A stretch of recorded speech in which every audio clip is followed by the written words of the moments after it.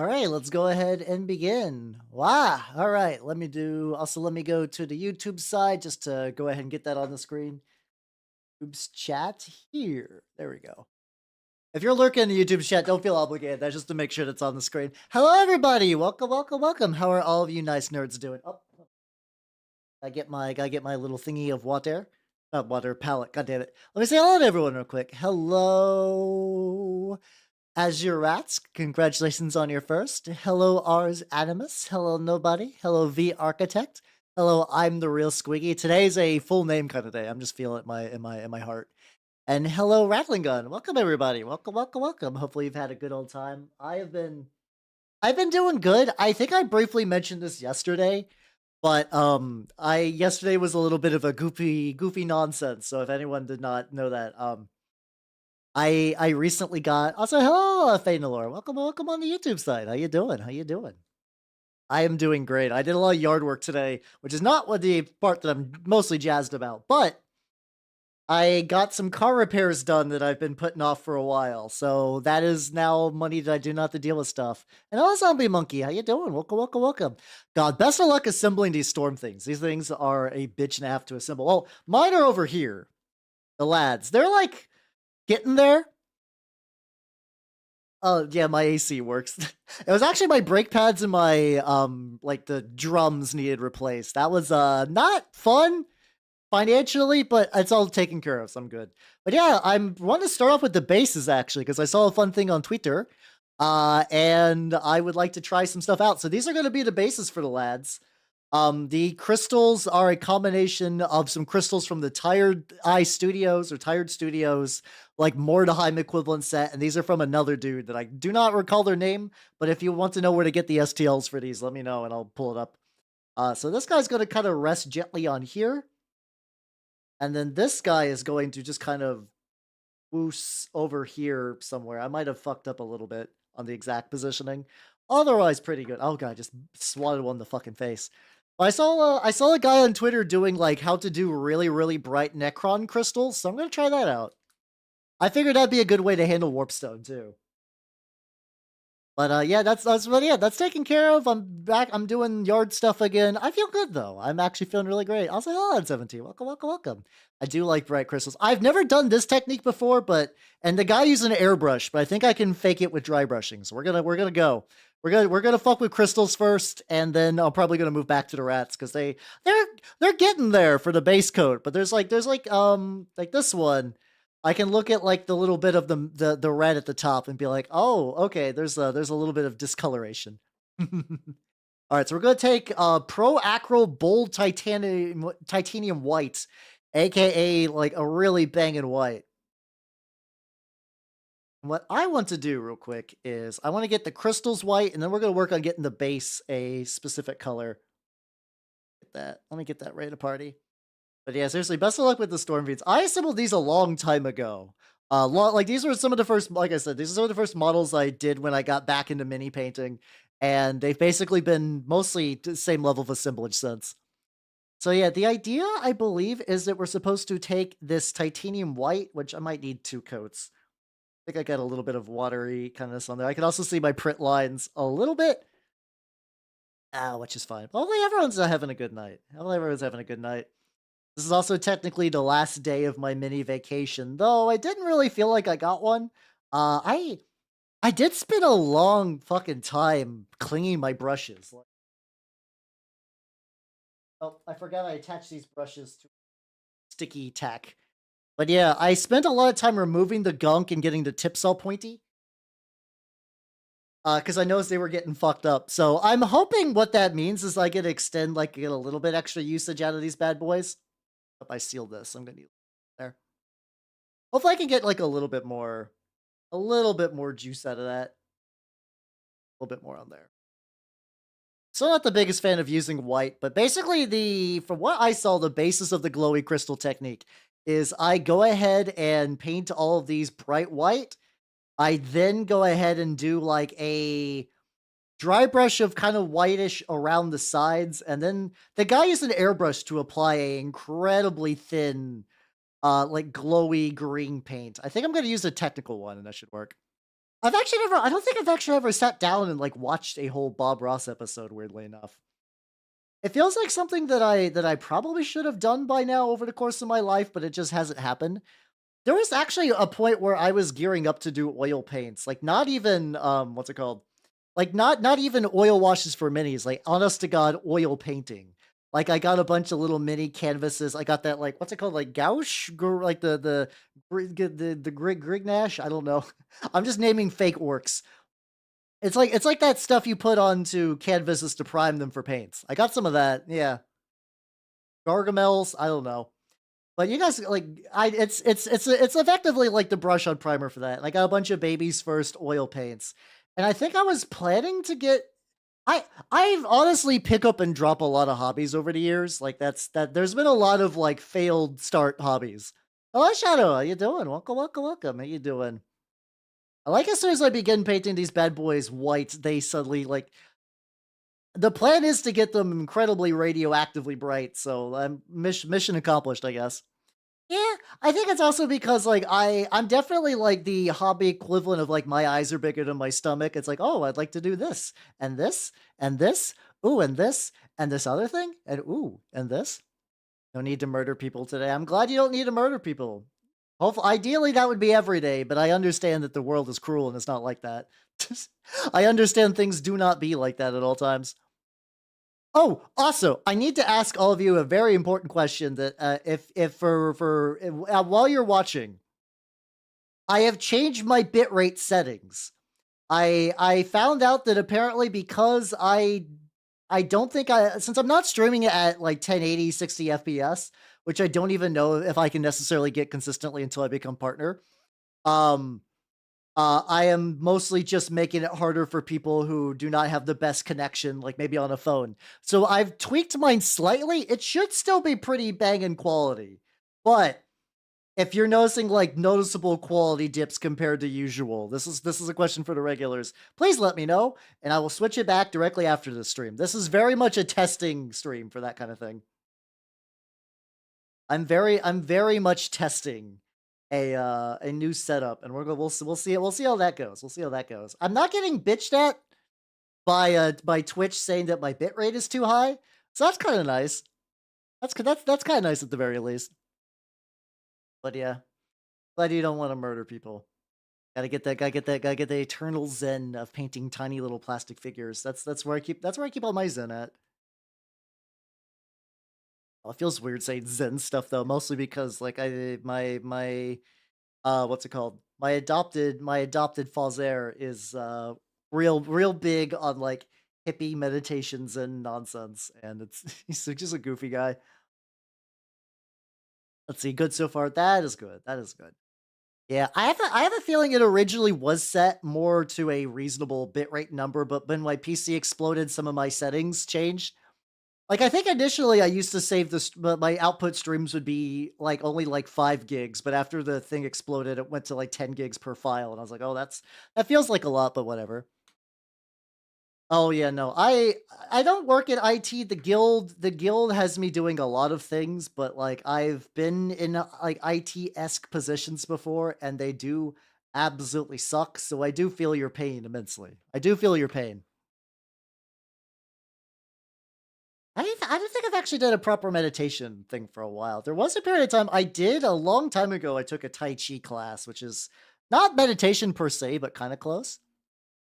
How you doing, Lily? How you doing? Welcome, welcome, welcome. I'm painting. Ideally, I'm going to paint some really bright, sparkly warpstone crystals. We're gonna see how that. Oh, I need to be really careful because I think I almost white blasted my Stormfiends. I'll put them on my keyboard where they're nice and safe. Oh, how I long to be the tech support gnome. You just ring a little bell, and then like from like a little slidey, like one of those like fire station like sliding poles comes just like a little gnome man, blesses your computer and does a little chant. That'd be excellent. I wish I lived in a better world where gnomes were more common. They're out there. You gotta look for them, but they got better shit to do than work IT. I'd like to think. I'd like to think. I love my shovel block. Like considering what I know about IT stuff, it's like have you tried turning your shield on and off again? And that's almost a meme, but they're like I said, the couple of times in the past I've worked IT adjacent positions back when I was doing more typical human-y jobs. It that does solve a lot of issues. Or you'll run to someone like, "Why is my phone so slow?" And you take this lady's phone and you look at it, and she has she's like somebody who does not know how to close a tab, like in Google, like in Chrome, or whatever the default browser is for an Android. They'll just open it up and they'll be like, "I don't understand why my phone is so slow when I get on the interwebs." And they've never closed anything, and they've owned that phone for years. And you're like, "How the fuck do you live your life like this?" I said, "Oh, that's a Charlie. Hey, doing welcome, welcome, welcome." Just out of the coffee maker. Gnome coffee, I feel like is just something that would fuck your shit up, though. So I think I'm making this a little too watery. I think I'm making this a little too watery, so I'm gonna try to thicken it a little bit, just a little bit. It could be a little rougher at this point because I'm gonna be painting the dirt like a dark brown. Jesus can understand it. Yeah. I mean, it's yeah, exactly, because exactly, it's like if somebody does not know what the fuck they're doing, that's at least like, "Oh, I understand turning it off and then turning it on. I can replicate those steps at home." Yeah, nice when those things are acting up. Yeah, that's usually be like that also. And the idea of going to a place with a rental laptop is terrifying because especially universities, people will just put whatever. Oh god. This is a funny story I have. At a previous back when I was still doing stuff in the human world for jobs. There was a time where we got a message from like, "Hey, like you know generally how you can connect to a lot of services via like your Google account. So that way you don't need to make like a new password. You just link everything to Google, which is a little ominous, but also like sometimes for convenience, you'll be like, "Ah, fine, whatever. I'll do whatever's." So we got a message. I was like, "Oh, look out, Snowy. How you doing? Welcome, welcome, welcome." Yeah, you made it just in time. I'm still gonna be painting rats. I'm working on the bases right now, though. I want to get the bases of the rats.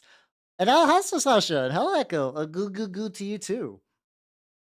Punch elf. That's fucked up. That's absolutely fucked up. No, but I was telling this story. So basically, the people were like, "Hey, could you stop linking your work Google account to all of these third-party services?" And one of them was OnlyFans. Somebody was taking their work email and signing up for an OnlyFans account. And I was like, oh God, why? Why would you do that? What would do that? Why would you like I assume it's some boomer that didn't know better, but I was just like, man, you're fucking wild. Yeah, definitely especially kind of stupid. I think it's gonna be a little bit object source lighty. Specifically, this is just me trying to do a very bright glowing effect and see if it's gonna work. I think the principles is gonna be very similar. Also, hello, Irving. Welcome, welcome, welcome. How you doing? Ah, okay. They're just clearable kiosk stuff. Okay, that's good then. That's good. See, yeah, it was a weird thing for them to do. I do agree. Some people are just like that though. I am cat now. Yeah. A croc scores space adele jungle. Ooh, fuck yeah, let's go. Crocs are like Lizardman or slash Seraphon are another one of those like, boy, if I had infinite time armies, I think those would be rad. Hell yeah, let's go, let's go, let's go. The crystals will eventually be a bright green because I'm doing like Skaven warpstone stuff. I am painting them. I'm probably gonna need at least 2 layers of this white to really stick. I'm eventually gonna do a white and then do some fuckery where I kind of paint a very thin kind of yellow green on top of it to make it glow. I'm trying to cancel a card. Ah, it's all good, it's all good. Thank you for the sub, Sasha. Thank you, thank you, thank you, thank you. Do not worries. Do not worries. Yeah, yeah, there's a very every now and then because I'm not subbed, god damn it. I'm following a lot of Twitter mini painters. So every now and then though, like some like a tutorial will kind of become not like flavor of the month, like you'll see someone do something really cool. And this guy did like a really, really banging. He does like let's see if I can get the link for everyone real quick. I'm not gonna be able to do exactly what this guy did because, like I said, he had an airbrush. Oh yeah, I could see that. I've been lucky that Magfest did not fuck me up financially in multiple ways. I was like, "Okay, how you doing? Welcome, welcome, welcome." All right, let me get this, guys. There we go. So yeah, I'm gonna be doing like a very makeshift version of this tutorial. See, I would love that zombie. I assume they won't because they've just determined that Stormcast are going to be the forever starter faction. What's Alfred? How you doing? Hi, hi, hi, and then bye, bye, bye. Using different hand for each. There we go for ultimate power. And hello, Mini Dell. How you doing? Welcome, welcome, welcome. I at this point though, because I have a very small Stormcast force from the Dominion box, I'm okay with this because now I'll have both sides. But I do the do I have like a good picture of my Stormcast ready to go? Do I have a good picture of them? I can grab one of my lads real quick. Hold on. Let me just grab one of my lads. I'm gonna go limp real quick. Yeah, I'm doing bases for the Rados.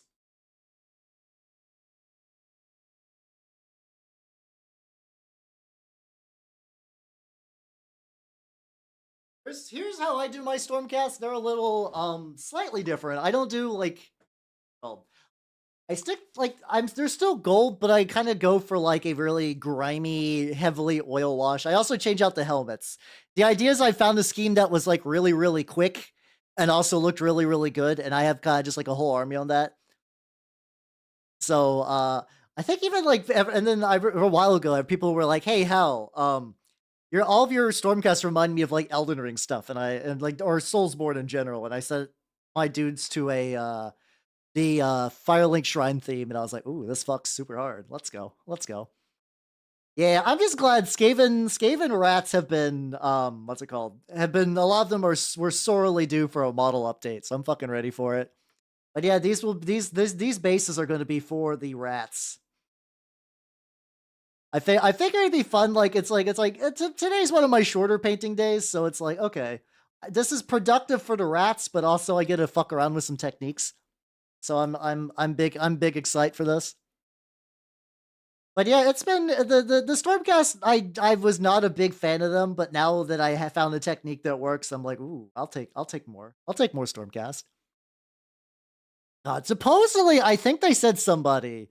I think they said that the fucking rat ogres are going to get updates in the new wave. I hope so. They're either that or they're on the chopping block based on that one article that squatted the entire Beastman rage. Jesus Christ. Yeah. I'm very glad that this new edition, they're like, we're just going to redo the first edition models. We don't need to do a whole ass range. I feel bad for everyone who got the Stormcast Sacrosanct range. They basically took a lot of Stormcast and took them behind the shed. And like these ones were like 6 years old. So like pretty new in G-dub terms in general. The Cruel Boys have to domain earlier. The mall's really fun. They are really fun models. The funny thing is I initially got the Dominion box for the Cruel Boys, but I just never got around to painting like any of them. Want to buy some, but still got a box of rats. So paint that's okay. That's just that makes sense. Just paint your box of rats, and then as a treat, you can get more rats. That's a healthy coping cycle. They deserve the bin. I don't know how I feel about it. It's like I agree that there was too many Stormcast like models. So the idea of them condensing them were not a bad idea. But I also know because they were heavily pushed in second edition, a lot of people got those for like pretty cheap and built a lot of their armies on it. Should we give just making crafting to Stormfiends? Should we give more payments? Yes. Absolutely. 100%. Do that paint collab. I'd be down for that. I'd be down for that. The last paint, I did a really fun paint collab with like Pega a while ago. If you guys know Pega Neko, she's a Australian mini painting VTuber. I had a fun little paint thing for that. But yeah, I'm hoping now that they're going to realize that maybe we should every time somebody at G-Dub's workshop blinks, we don't need to release a new wave of Stormcast. Maybe. I don't know if that's going to change anything or not, but hopefully it'll. There's also a theory I know, right? How dare they? So my most of my armies are because I got the models for cheap. The only reason I got the Dominion starter box is because initially I got a box of Modern Horizons 2, and I got a bunch of stuff I didn't need but was worth big magic money. So I was like, oh, I'll trade that in. One of them was a foil Ragavan, which in hindsight was probably a mistake because I did not realize. I was like, this is going to be good in EDH, and then it's like, oh yeah, no, that's good in every format. What the fuck was I smoking? But that's fine. That's whatever. No, he's gonna open all the chambers. Though it's a little sad that they didn't do like there's like a fucking there's like a chamber out there of like Stormcaster just absolutely fucked up physically. I would have loved that shit. I would have loved that shit. The Neko Uwu. But so yeah, I don't know. So there's like, oh yeah, for people who don't know much about Warhammer stuff, if you're coming from the VTuber side, recently Games Workshop basically killed a lot of models. They do that a lot. Like it's to the point where I've grown numb. People were like, I can't believe Games Workshop would decide to destroy a lot of models, and I'm like, no, this is like you know that thing is like, is this your first time? Like, no, this is for some people it legitimately is too, especially just the Stormcast people. They a lot of them were newer players. They could not have been prepared. They could not have been prepared for that. So,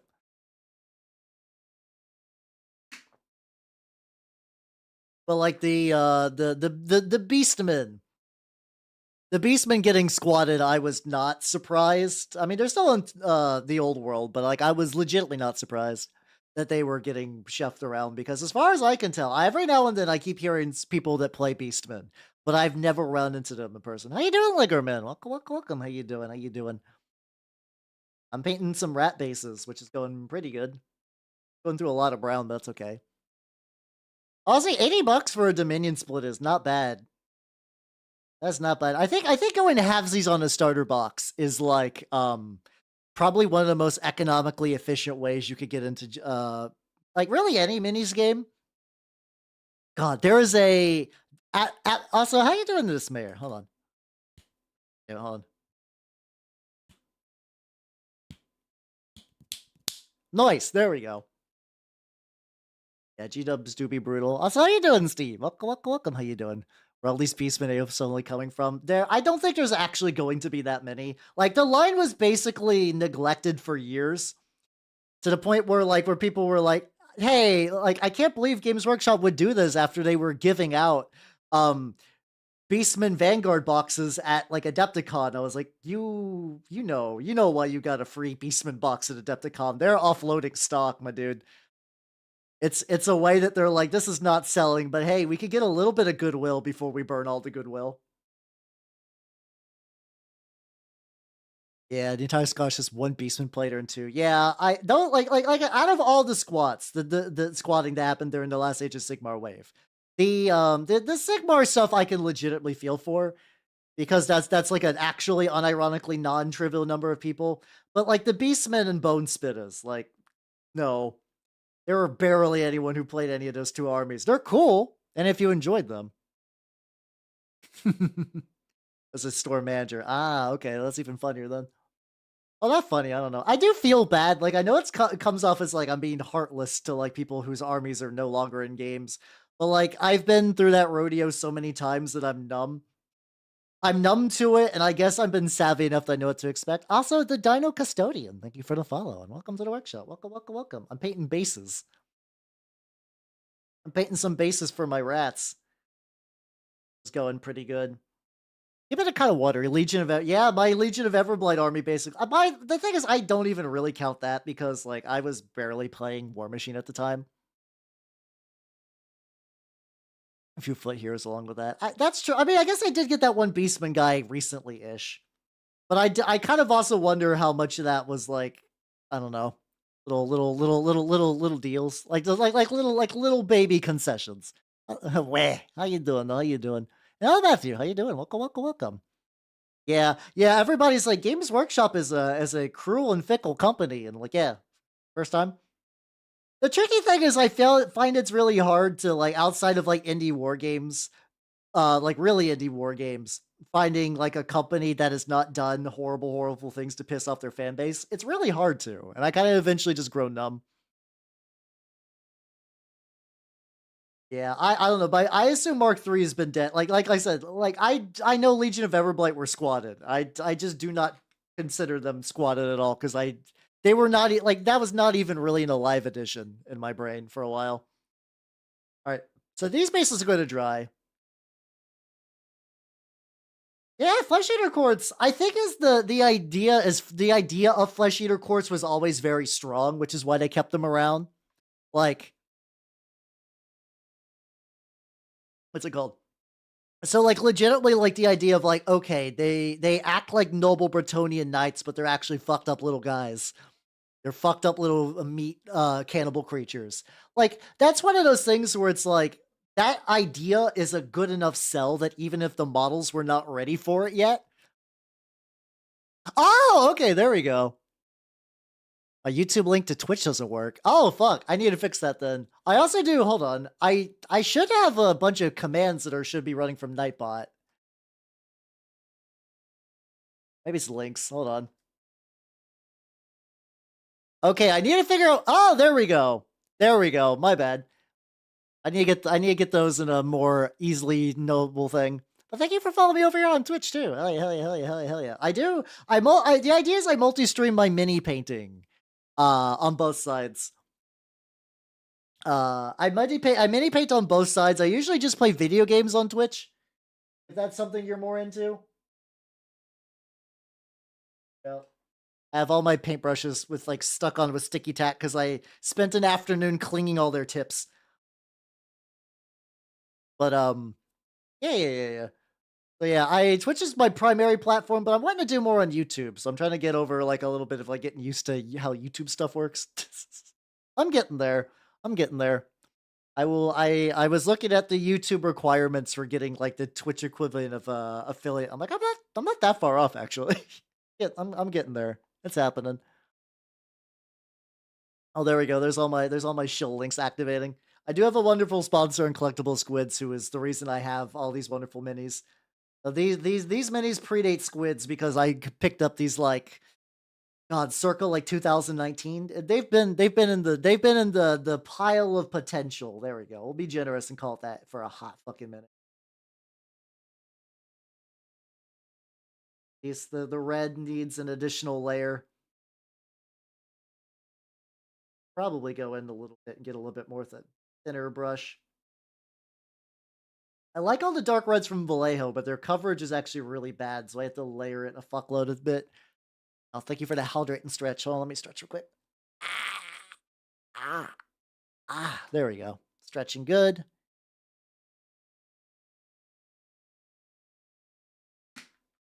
Ah, there we go.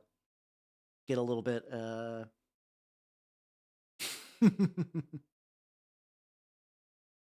we go. I still love that I have an emote. Like, that emote is so esoteric because it's just, like, the fucking 2 sets of testicles so divine from the fucking Neely Brothers George Washington video. Like, it's one of those ones I've had to explain that before, and, like, I sit down and it's, like, not somebody's fault that they need to ask about that because the idea behind it's insane. The idea behind it is absolutely fucking demented. Like, why would you make an emote based on that? And the answer is, because I thought it was a good idea at the time, which describes a lot of what I do on my stream. A lot of my stream is like, this is probably not a good idea, but I did it anyway. I did it anyway, and that's the spirit. Well, I'm glad you think it's a good idea. Let's see. Also, Mini Dell, thank you for the prime sub. Thank you, thank you, thank you, thank you. Before it's a testicle pose. And without res, it's yeah, exactly. You get that little bit of extra oomph if you know what it's from. Okay, those crystals are gonna take forever to dry. That's fine. I actually do think these guys are very, very close, but there's just so many little details on these bad boys. There's so many details on these bad boys. Actually, I just realized I was on YouTube side. I know you can get emotes on YouTube, but like, do I need to be monetized for emotes? I think so. Oh yeah, I do because they come with memberships. Oh, okay. Let me zoom in a little bit. This guy is very far away. Also, you can see that like little speckle where I was painting the white earlier, and I was just like speckle blasting my my desk. Every now and then I do cling off this thing, but not super often. Not often enough. Yeah, that hype emote is was made by Echo as well. If she She's still chilling around. You can thank Echo for that. And I might have some cool things coming from Echo in the future. Yeah, I definitely I don't do pupils. I do the solid eye color 100%. And that emote is the wonderful director Neil Breen, who nobody has stopped me from using his face for an emote yet. Twitch was like, yeah, cool, fine, here you go. You could totally use Neil Breen's face for an emote. I'm like, okay. I'm glad you have not stopped me, but sick.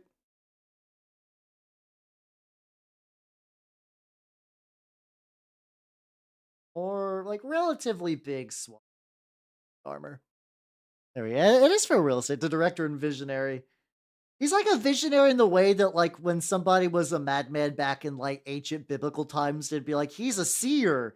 And then Neil Breen is just like, oh yeah, the politicians and the judges and the banks and the judges and the politicians and the banks.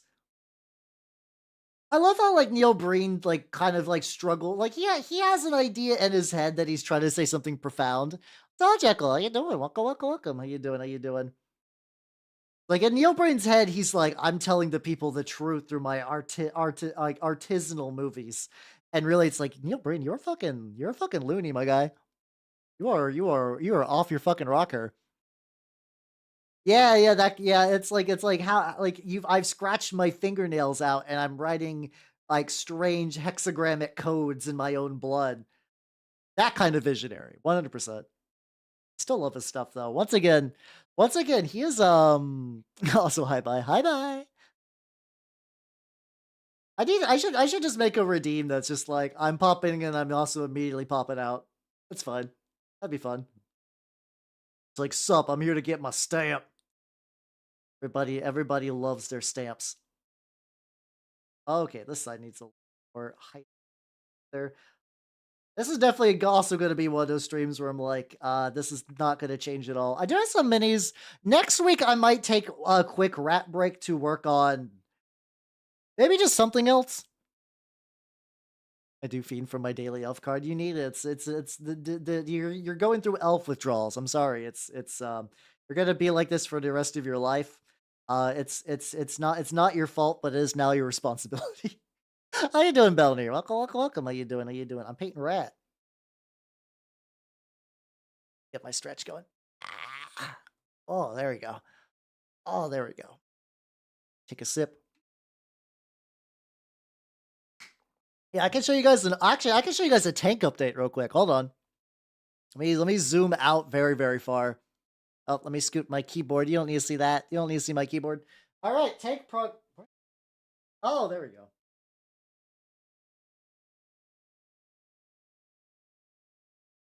All right, this is my repulsor tank. It now has magnetized front turrets, so I could just like remove those and put those back in. And also, these little side turrets have removable tips. I had to actually take like a drill, like a power drill, to make these work. And they're like pretty good for the most part. Like they're not going to be as smooth as something just like absolutely glued in, but like this thing has so many fucking options. Like, why? Games Workshop wants you to buy like 30 of these and do every configuration. Fuck that noise. Oh yeah, no, this is Unity. We haven't even gotten to the Fat Elf show later, which I'm also very excited about. I've learned how to finally pronounce that guy's name. It's like god damn it. Syndecany or something. Synecdoche, something. God damn it. Yeah, the Fat Elf show. God, hold on. I cannot remember the name. But if I do like Elf French Fry, like you'll like if I post that, you'll oh there we go. It's also just known as plus sized elf. Synecdoche, there we go. I forgot like it's actually like a term. I still need to watch Freerun. I am almost caught up on the anime of Dungeon Meshi. Specifically, I've been watching it with some homies, and one of them has been on a trip. Yeah, this one though. There we go. Synecdoche. There we go. So she is this manga's getting adapted. I don't know when it's going to be out. Sometime this year. So yeah, elf stonks have never been stronger. Elf stonks. Elf 2024 is the year of the elf.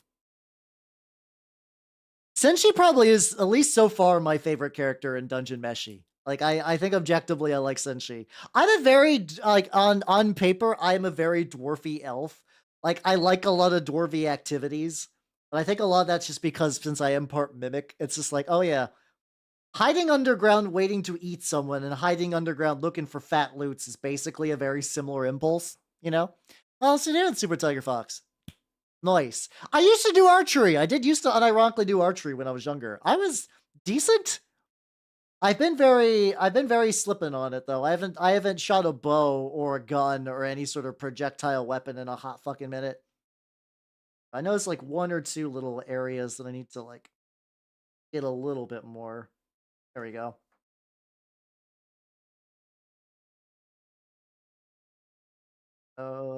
There we go. Luckily, the nice thing with the dirt, as long as I make the dirt like a continuous dirt, like it doesn't really matter. There we go. That just look like it's just coming out of the ground.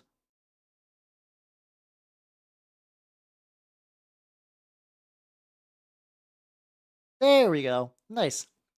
Giant hermit crab. I do like the hermit crab mimic. It's not real. Freeman elf propaganda that's working. I still need to watch Freerun. Everything I've heard about Freerun makes it sound like it's gonna fuck my shit up. Uh and I'm gonna enjoy it. But I've not sat down and watched it. I also have what's it called? There was I picked up like a couple of older anime, like kind of anime movies, which I think I mentioned, where it's like Angel's Egg and Vampire Hunter D. I'm like, I would like to get into that.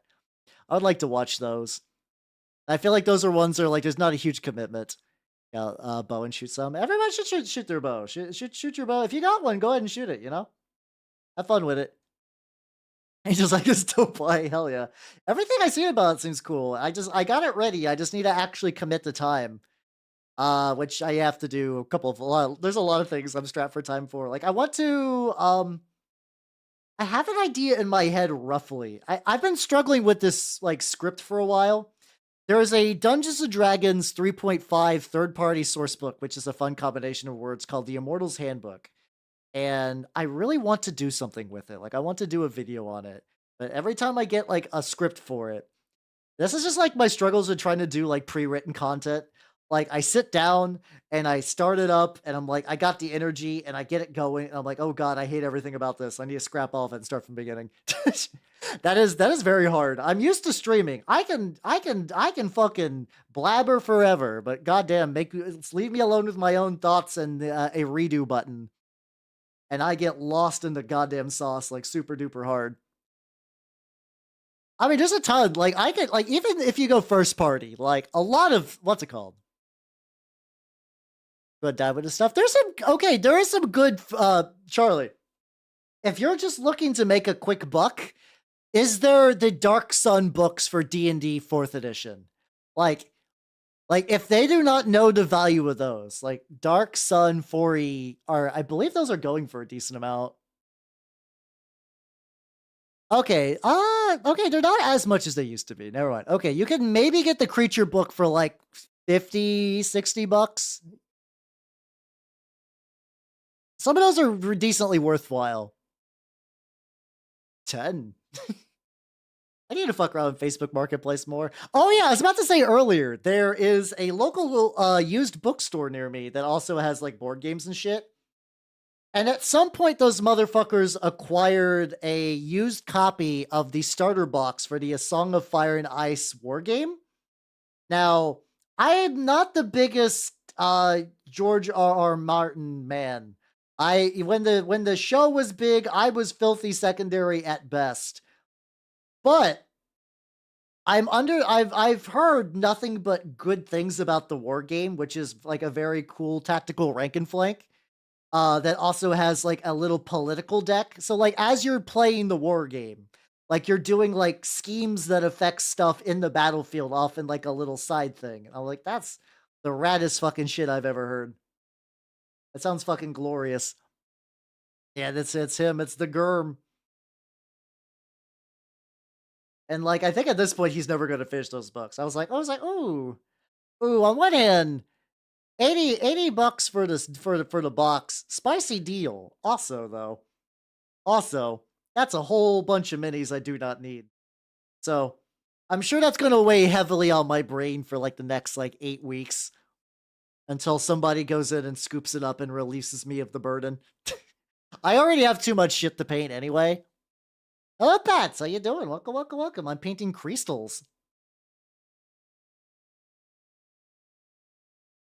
I'm painting these crystals, bright, bright white, so that ways I can eventually do some glow bullshit. To die, so I would get, but it's neighboring state. Oh, that's not worth it then. Yeah, there's also some like there's a book on like the Astral Sea that I think is a genuinely neat read on 4th edition. I don't know what other books technically. Oh, there's another one too. It is the Monster Vault. Is a very good book to get. So basically, what happened is 4th edition fucked up the combat math really, really hard on their first book. With the idea that like basically they made all monsters have like way too much health and do not nearly enough damage. So it kind of made fights drag a little bit. Eventually, like come later on, they did fix the math on that, but by then that was kind of like D&D 4th edition, the Pillow Fist edition. Like you're not wrong, but still. What's all you doing, son? Welcome, welcome, welcome. How you doing? I'm painting these rocks white. Oh god, I keep forgetting that this is a dangerous blast zone for my rats. Need to move them to the side so I don't want to spend time like this is where technically my using my airbrush would have been a good idea, but it's fine. I'm doing good. I'm doing good. I feel less financially burdened. I also found apparently I might have a good person to contact for a 3D Howl. So I need to reach out to them at some point and be like, "Yo, you want to do an elf? You wanna make an elf 3D? Eh? Eh? I want to be like the cool kids. I want to be like the cool 3D kids doing the Waludos and whatnot." It would be fun to do. I used to be like when I used to be Viroid, I could like you could see like hand movement a lot more. That would be kind of fun to bring that back. That would be a fun return to form. There we go. We're getting pretty good on the basic idea. There needs to be like no gray on this. The white nuts. I did prime this. Should be fully primed. I don't know what. I guess it's just because it's super thick, thinner thick. I think it's because it is thick, so I thinned it out a bunch. Because I've thinned it out a bunch. Also, my good time brush is beginning to fall apart, and I'm a little worried about it. It's odd because I cleaned it. Hopefully, I didn't like accidentally fuck it up. If I have to retire this brush, I've had this for too long. How's how you doing, Luchin? Good morning. How you doing? How you doing? It is later where I'm at, but still the sentiment has been felt. How you doing? How you doing? I'm currently painting a ludicrous amount. No, they're just not a ludicrous amount of rats, just crystals. Do I have elf any art? So, kinda. Okay. Let's see. No, I have two. I have two. One of them was for a game called War Machine.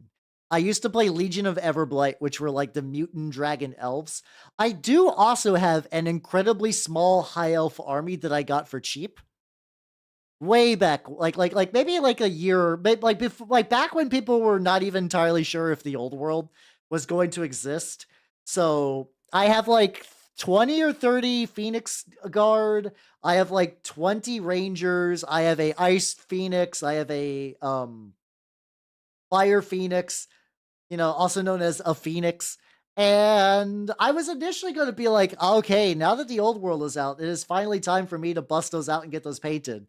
And then I was like, wait a minute, I could just convert my Chaos Warriors. So I started doing that instead. I started doing that with my Chaos Warriors. So it's like, it'd be like that. I think I will eventually get to one of these days. I technically have like a Kanban board that I'm using to organize my projects for minis that need to be done. I want to get I want to get at least, what's it called? I need 2K of fully painted Death Guard. I want to get 1K of fully painted Minotaurs, which I think I'll easily hit. What else do I want to get? I want to get my Chaos Warriors converted to the old world because I don't need to buy anything. I basically have like a 3K worth of points without doing anything really fucking major with those boys. Like most of those are just models I've already painted, rebased, and then like I need a couple of them are just painting models I've needed to paint forever. But yeah, I have less elf armies than you would assume, but I'm also a fan of like horrible, disgusting mutant freaks. Like those are kind of my jam stylistically. It's just listen, if they're like hideous evil guys, I'm like, yes, I would like to paint you. Even though I don't know. It's just kind of fun that it ended up that way. Now I gotta get a little bit more on this. There we go. Also, if you hear like 8 variations of Love It, it's because I have so many. I have so many variations of the song because every cover of Love It is very, very, very good. Typical elf fan. I mean, like, hold on. I'm not exactly what I'd say a typical elf, so like, it's not that surprising that I'm like, ah, yes, I like me some scrunkly weirdos. I am one. I am an elf. I'm just like an elf with like a little bit extra. All right. All right. Anyway, let's go. Let's go back. Let's go back to fun, marketable mimic elf man. Let's do that. But yeah, you like to help it? Yeah. Speak like the help it abomination. Chef's kiss. I think that might be getting a redo, which is fun. I don't think the old help it abomination's that bad, but like I could see them making a new one that's like real fucking spicy when all's said and done. I could see that. A little bit of crusty on you. There we go. I gotta get into like these bits where just that did not stick. But yeah, no, I have like I like elves. I like painting dwarfs too a little bit. But yeah, no, I typically like even for like Malifaux, I was like, ah, yes, let's do Rezzers, who are like basically like the most objectively bad faction. But they were also the faction that at one point you could summon a lot of zombies. And they kind of dialed back on that because it turns out summoning way too many fucking zombies was kind of bad for the game. So Malifaux's in such a like I don't know even what the state of Malifaux is. My local scene died before I could even join it. Like I moved states and I'm like, oh, people play Malifaux here, and they're like, actually, no, Malifaux's on their way out. And I'm like, oh, okay. Like, not the game's not dead, but like the scene died. I think it's because like a lot of war game scenes for anything that's not Warhammer. Also, a lot of anthropologists. Welcome, welcome, welcome. How you doing? How you doing? Yeah, I guess technically the help it was I don't was the help it on the squat list? Maybe. I don't know. It might not be. Walls are not redone. Need a I don't know if you're gonna really find too many of those in G-dub stuff other than Marathi, I guess. Marathi is she's got big monster baps. I'm trying to think of what war game you would go to for monster baps though. Like if I'm gonna be like if I was someone's like I need monster baps, like where would I go? Okay, maybe it's a new monstrosity then. It could be. Games Workshop probably does want to push like a couple of big spicy showpiece. I know they're doing like I think like a new Vermin Lord. Besides that, I don't know. It almost but now Infinity doesn't really like Infinity has stuff. Yeah, that was kind of my impression too. There was a period of time where like I could get a whole bunch of Malifaux during like Malifaux second edition or hella cheap. Like you for like $20, I could get like one of the starter boxes, which was a fantastic deal, and the minis are good. I was doing Rezzers, and then they're now called the Bayou, but they were originally just Gremlins. Fantasy games. There's been I don't know. I think it's because like the market between like weebs and people who would invest into non-Warhammer war games, I think is actually kind of small. It's kind of not as big of a market as you would potentially think. Like and usually a lot of people who want like big titty Coomer models typically go for 3D prints anyway. Like Kingdom Death is good. I like Kingdom Death a lot, but okay, I guess Sylvan Elf would get you some stuff for that. That's true. That's true. That's true. I don't remember what Stonehorn is off the top of my head though. I thought those are like ogres, but that can't be right. I guess ogres technically got big baps. They just got a lot of food in the baps.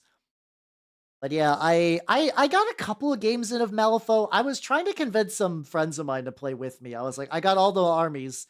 I got all these armies. All you got to do is just play. Uh, and that kind of worked, but then they were kind of like the people I was trying to get to play with were actively annoying, but like they were all I had at the time. Calling them friends, maybe acquaintance would be a bit better. Hello, Dash Shift. How you doing? Welcome, welcome, welcome. How you doing? How you doing? We're talking about how I'm languishing in a void of no Malifaux. It's tragic. It's sad. It's depressing. I cry myself to sleep every night. I think in my local store, Malifaux or like what would have been the Malifaux crowd has gotten replaced by it's called Moonstone. It's got a very neat combat system for what I understand about using like tactical cards to like I use this card to do like a thrusting strike, and then there's some like kind of there might be dice in there. I don't know. It seems cool though. Gosh, Mal, ooh, very nice. God, one of these days, like I'm not gonna lie, every now and then I get like the dark urge in my heart of like, what if I just moved to Europe? If I'm a mini painting lad, what if I just fucking moved to Europe? That's where all the games are at. That's where all the games are at. Fuck it. Fuck it, I'm just moving to Europe. Yeah, I think I mentioned them before. This was like a couple that I played with, um, over like years ago. Like I was invited, like me and another friend of mine. We kind of ended up playing Final Fantasy 14 with them for a while, and they were kind of they were kind of the couple that wouldn't like. They were the couple that had fuck with each other. I mean, a lot of countries in the. I mean, the thing is, I would kind of need to move to Britbongland though, because like that is where the wargaming is. Like that is G-Dub's HQ, and that's also where a lot of people do third-party games because that's just war. That is just mini mecha. It unironically is. It's like the wargaming place to be. It would be that, yes. But also that is like uprooting my life and a whole bunch of other shit that I'm like, I don't think I can do that just for minis. At least not yet. I don't know. Maybe if my career trajectory changes at the guild, maybe I'll be like, big thing, but probably not. I don't think the guild would ever be like, yeah, you should totally move to Europe. We'll let you move to Europe. That'll be cool. Maybe someday. I don't know. This is also one of those things too. Technically, if I would like to get a war game scene myself in my local area, I would need to just do it myself. But also, being a VTuber means I don't got like many. I don't got the time to like organize leagues of games that I would like to play. It's almost kind of a mutually exclusive hobby. Oh yeah, the fucking goblin ship looked nice. I don't know if I could be a line cook yet with my expenses, unfortunately. But I say expenses mostly the pile of American student loan debt that I acquired many, many years ago, and I'll be repaying until I get fucking buried. Suffering from success. It kind of is. It's just like a different priority in hobbies, stuff like that. Like if one day I was just like fuck VTubing, I'm done, whatever. I would still probably be doing a lot of things I do on stream, but like very differently. And that would technically open up for more like playing war games and stuff like that. But like, if I really wanted to do that, I would do that by now. Like, oh yeah, next week actually is my 4-year anniversary of being a VTuber. I don't particularly got any super huge plans prepared. I'm not gonna lie. A lot of life has been kind of been life in recently. So I've not had a lot of brain energy to dedicate to that. I have something potentially to reveal that should be fun. But it might be a fucking no. Anytime I hear anything about like streamer or gamer or any sort of like hobby-based collective, I like the idea of like an art studio. An art studio where it's like you live in separate houses, but you all like work in the same studio. Like the one that Miscast Minis had before he ended up moving out of it to save money. I was like, that's kind of neat, but even he was like, this isn't sustainable, and technically I should just do things on my own. I'm like, oh, okay, even the dream is dead even for you too. I see. Naruhodo. Naruhodo. There we go. The cult compound. Ideally. But yeah, I did see a lot of the Moonstone models look really, really nice, but like that's another war game. Paint a cake. I could. That actually might be kind of fun. That might be fun to paint. The funny thing is I do have the models that I started painting when I first started streaming that I never finished. They were actually Night Haunts. Speaking about Sacrosanct Stormcast, I got some Night Haunts from like a Stormcast double set. because I wanted to use the Stormcast bits to make Blight Kings. So I think I still got those Night Haunts kicking around. That could be kind of fun. There we go. All right, let's see. How dry are the bases? See a little bit. There we go. This might be fun though. Tomorrow's a solar eclipse. I mean, you're not wrong. I don't know. I've seen solar eclipses before and they're fine. They don't jazz me up as much just because like I kind of saw one. I don't know what the next one's gonna. For me, it's like fireworks, where I think fireworks are neat, but I've seen the fireworks. I don't need like. There's nothing more fireworks could do to get me super jazzed for fireworks. See, okay, if it's like a big event, like if I'm going out somewhere with people, maybe, but like at this point, I don't really do that as much. What's that song? Let's see, there we go. It's an Utsupi song covered by a Japanese band, so probably there we go. Doing War Master Armies Love America. Also, thank you for the bits. Thank you, thank you, thank you. Oh, War Master sounds cool too. That sounds cool too. I actually do. The funny thing is, I do actually live in a pretty decent zone for war games. That's a song that was listened previously. All right, I'm gonna switch to the next one though. There we go. My. Is my humor dry? Is it really? I don't want to make a moist humor joke, but how you doing, Mister Donato? How you doing? Hey, fucking. There we go. Yay, dry brush. Let's go. Yeah, wet humor. Is this what you wanted? Is this an improvement? All right, let me get my little sponge. Oh god, my water is. I haven't done any metallics today, so I could do that. Also, Mr. Anonymous Gifter, thank you for giving Rick Harris some. Thank you, thank you, thank you. Oh shit, we got a scam train getting ready to go. Nice, nice, nice. For a while, and then I'm working on the Bretts. Want two? I mean, I think having two armies is nice too, because it's cool to have like an army. I see what you're fucking doing. I see. I think it's cool to have two armies you could technically, like, theoretically face against each other. That's kind of why, as much as I'm kind of like whatever on Space Marines, I think getting my Minotaurs done would be fun because then I could be like, these are the foils to my Death Guard. Where's my dry erase?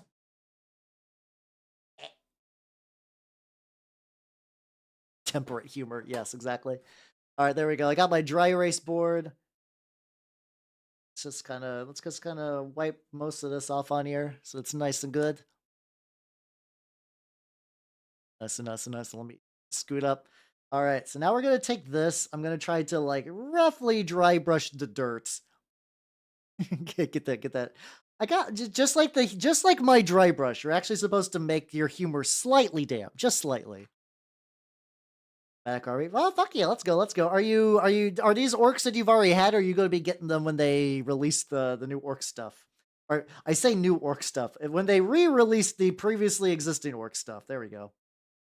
I think I'm actually making this a little too a little.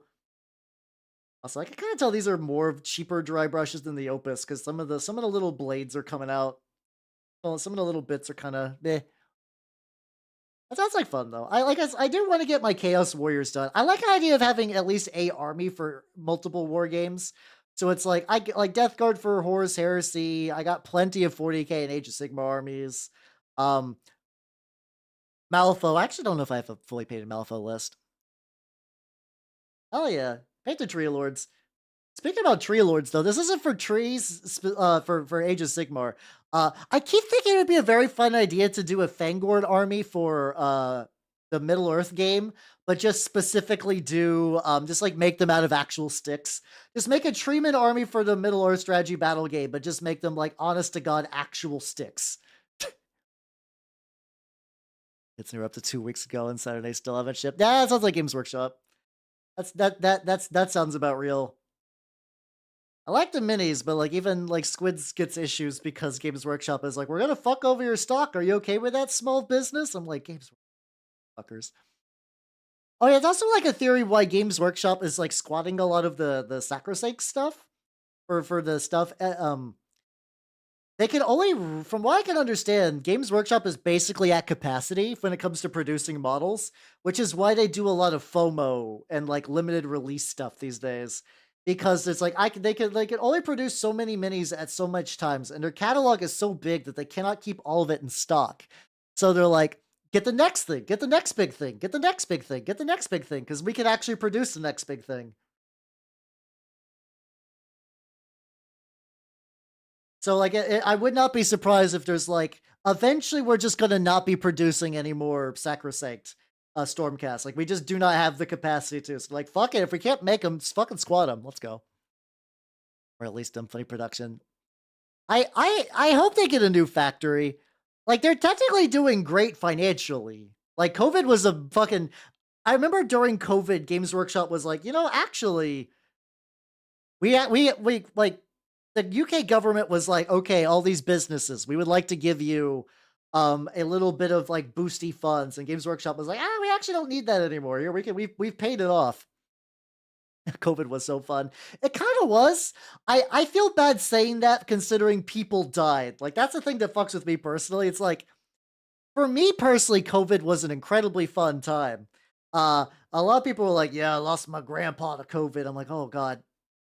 Like, how did COVID affect you, Hal? I got into VTubing and I met a lot of cool people and I reconnected with a lot of hobbies I enjoyed. Um, which is not what people want to hear typically. Yeah, I was already kind of a mole person, so like when they're like, "You must stay indoors, you cannot go out," and I was like, "I'm basically living this life anyway. I just got to get food delivered now, and I'm fine." Hello, Theo. Welcome, everybody. How you doing? Welcome, welcome, welcome. If you do not know me, everybody, I am Halbernut the Mimic Elf. I am a miniature painting VTuber of the Nurgle game variety. Mole people are nice. It's fun. It's cozy. It's cozy in the mold in.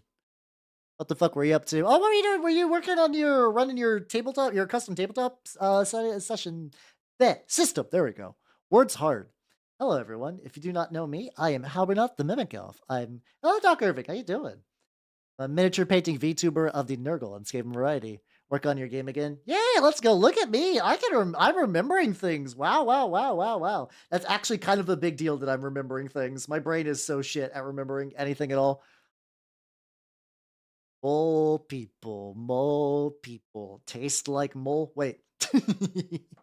How you doing, Fago? How you doing? Let me stretch. Ah, ah, ah. Yeah. The government was like, keep on doing exactly what you're doing, but go ahead and just get some money for that.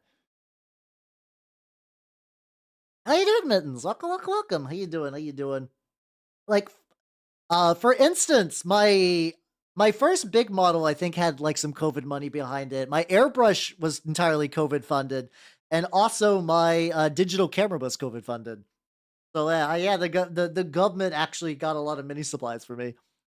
I have coffee. Fuck yeah, let's go. Oh yeah, I forgot to ask you, how's the finger doing? How's the finger treating you, Mittens? About the community side, yeah. The thing is, I'm not like a total like hickey neat. Like I still had to work during COVID, and like I still had to like occasionally go out and do things. But like I am more of an indoor person. I have a very wide selection of fun indoor hobbies. So like that did not change a whole lot during that time. The kitchen, bathroom, garage cleaned up. Yeah, let's go. Hell yeah, hell yeah. I started to rearrange my house a little bit over this break. Um, but the problem is that like I actually make it worse. Like I was like, I'm gonna try to put some more room so I could reach like my exercise stuff a lot easier. And then I just made it harder to reach other things in my abode. So it's like, oh, yay. Hey, this is great. This is excellent. All right, there we go. Okay, do shit. Y'all figure it out. Yeah. Hey, I got a camera out of it. I'm doing good. I think I mentioned earlier I got a big car repair taken care of on Thursday. So I feel an immense burden lifted off of my brain. So I'm doing excellent, actually. My chakras are in alignment. My pineal gland is uncalcified. I feel great. Let's see, from home is found the pond. Yeah, isn't just being a bartender, working from home, just being an alcoholic? Not saying you were doing that. I'm just saying that as like a joke. There we go. Let me grab a smaller dry brush now. There we go. Revealed new skin. Oh, it's a bummer you gotta get a scar. The scars are cool though. I don't know. I was like, it's if you didn't like having a scar, that's a bummer. But if you're like, yo, rad scar, hell yeah, scars are rad. Hopefully Geraldus goes away though. That sounds kind of aggravating. Sounds aggravating. Also, Rufu, welcome. What's your opinion on GW shelving a bunch of minis? TLDR on that. I'm gonna be real. I feel as usual with the caveat of I genuinely feel bad for anyone that did run a lot of those armies that got squatted. A lot of them were not surprising. Beastmen getting squatted were basically like the biggest, like not the biggest shock at all. Bone Spitters, not the biggest shock at all. I knew from some leaks that some Skaven kits were gonna get shelved. The Sacrosanct stuff was kind of a bit wild, but also, from what I understand, Games Workshop has trouble keeping capacity these days. So I'm not surprised that they're like, yeah, we can't produce any of these more, so we're just gonna squat them. I don't agree with that, but I'm used to this being Games Workshop behavior, so it does not surprise me. So it's just kind of like, yeah, no, that's just what Games Workshop does. They just squat shit all the time. All right, so I'm doing the little glowy bits on these crystals with some dry brushing. It's not going to be as smooth and nice as gray on there. I need to catch up. It's not going to be as smooth and nice as doing it with an airbrush, but the idea is to get close enough. So yeah, that's all, Chieftain. How you doing? Welcome. Yeah, X-Acto knives are very nice, but so fucking dangerous. So yeah, I'm not surprised really by most of their choices on some level. If you've had any of the armies that got squatted, I do feel bad for you personally, but also, it seemed like the writing was kind of on the wall for some of them. Said posting Bone Spitters on the yeah, the Bone Spitters was barely even an army. I do like the thing is, from what I can tell, a lot of Beast of Chaos people are like pretty passionate about Beast of Chaos. So like them I understand, but the Bone Spitters people, I don't think they exist. I think they're a holographic phantom that just happens to occasionally just like rogue electrons. I don't think it's insightful. I know it's fun to shit on G-dubs, and I agree, you should, as your moral right to shit on James Workshop. That's all right, Ranchero. How you doing? Welcome. But like, I do think some people are trying to be like, oh my god, I can't believe Games Workshop would retire a bunch of models. I'm like, motherfuckers, they did this like previously. Like they legitimately legend a bunch of Space Marines like a couple months ago. What are you talking about? This happens all the time. It is fun to shit on them though. Knocked out of the park by biased. I mean, don't I have to say you're biased. You're allowed to root for your fucking sister. Hell yeah. Good shit. These were full orc war soup clam. Ah, gotcha. I do think, like, I'm also going to say this as well. Hey, if you are legitimately sad that Games Workshop shelved your models, good news, everybody. There are other war games outside of Games Workshop. Try Kings of War. Try Oathmark, actually. Try Oathmark 2. Try Lion Rampant or Xenos Rampant. Try one-page rules. I'm not trying to be mean, but I'm saying there's a whole wild, wonderful world of other war games that are not Games Workshop. And a lot of these are models agnostic, so they will not fuck on you. They will not break your spirit like Games Workshop will do. You do not get them squatting, the reasons for squatting stuff, or like you don't get why people are having a big. I mean, there are some people too. Like I've seen a lot of people that are shitting on them are content creators, and that's totally legit.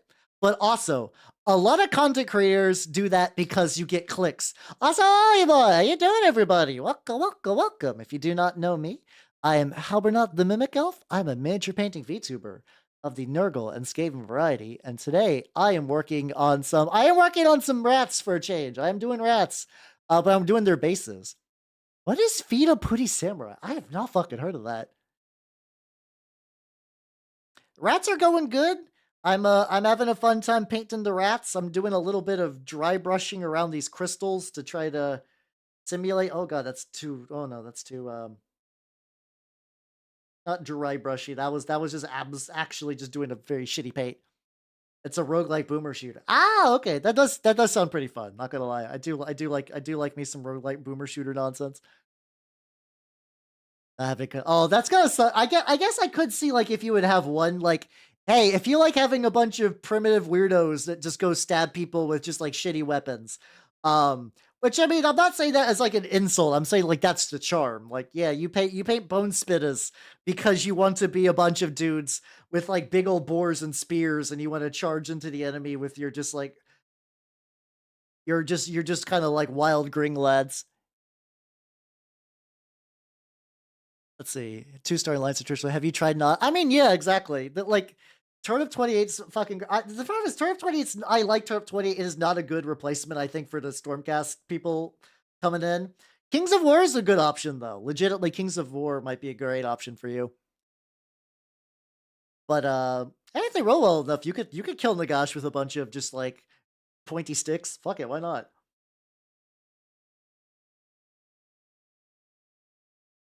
There we go.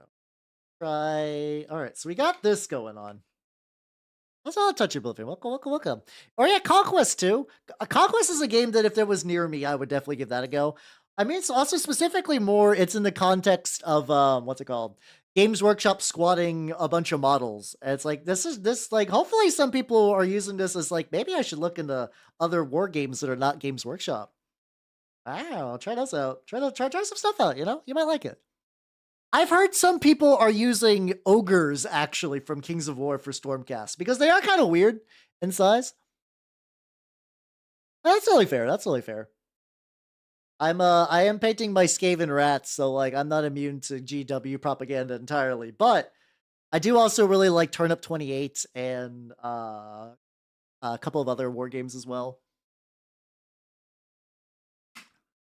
All right. So this is where we're going to try something fucky. I don't know if this is going to work. Here we go, everybody. Are you ready? Are you ready to try a thing? I'm shaking something. If you're like, is Hal having a stroke? Yes, but also I'm shaking up. This is Tesseract Glow, and the idea, if this worked, oh hell yeah, let's go. I have a bunch of 2E Malifaux stuff. Conquest, like I said, I think if it was nearby, I would get into it. My area has a lot of war games, but Conquest is not one of them. It's all good, it's all good. You just got done streaming, lurk away, yo. So we're gonna take Tesseract Glow, which is like a glowy kind of yellow green, and Touch of Oblivion. Thank you for the follow and welcome to the workshop. All right, we're gonna see if this works. Ooh, okay. This is very bright. Okay, this is pretty bright. I'm here for it. I'm here for it. And then we're gonna go into because I did like the white dry brush around the edges. Nice and nice and nice. As per Rat Dead, I'm a support Skaven player. Yeah, fuck yeah, let's go, let's go, let's go. Okay, this is turning out pretty good actually. This is my first time of trying this approximation of a technique.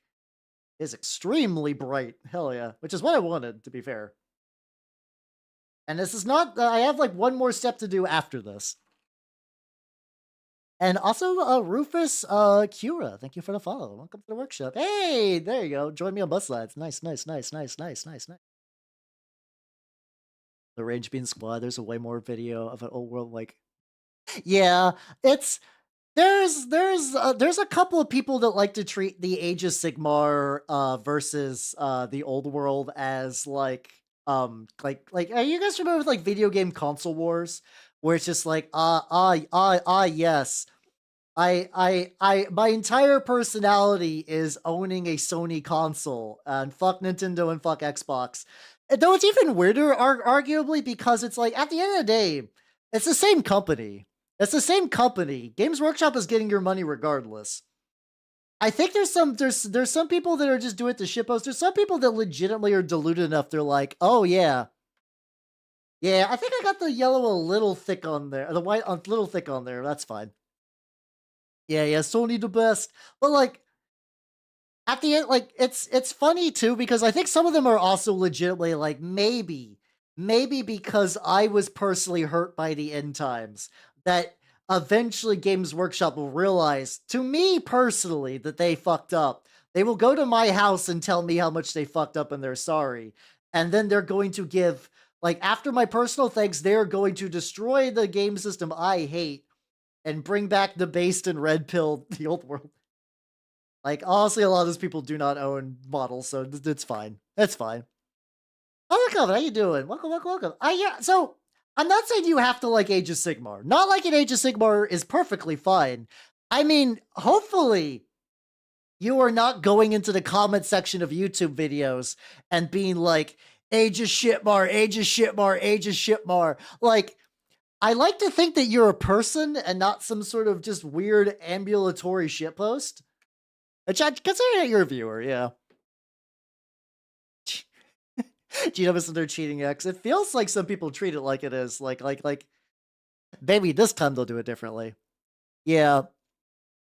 Yeah. Well, the thing is, like, it's the reason why I take it to like console warring. Have you seen those guys that like whenever Sony releases a new game, they go onto Metacritic and they literally just review bomb it with zeros? They're like, Ghost of Tsushima or whatever. I do not play console games very much anymore. I'm out of the loop, I will admit. They're like 0 out of 10. Gay game for gay babies. And then it's like it's those kind of people that they're just doing that for war games, and I hate that kind of person. Also, the culture war nonsense is aggravating. If you're using funny plastic war games for culture war stuff, you should be hit with a small rock, and then a medium rock, and then a very, very large rock, ideally, in that order.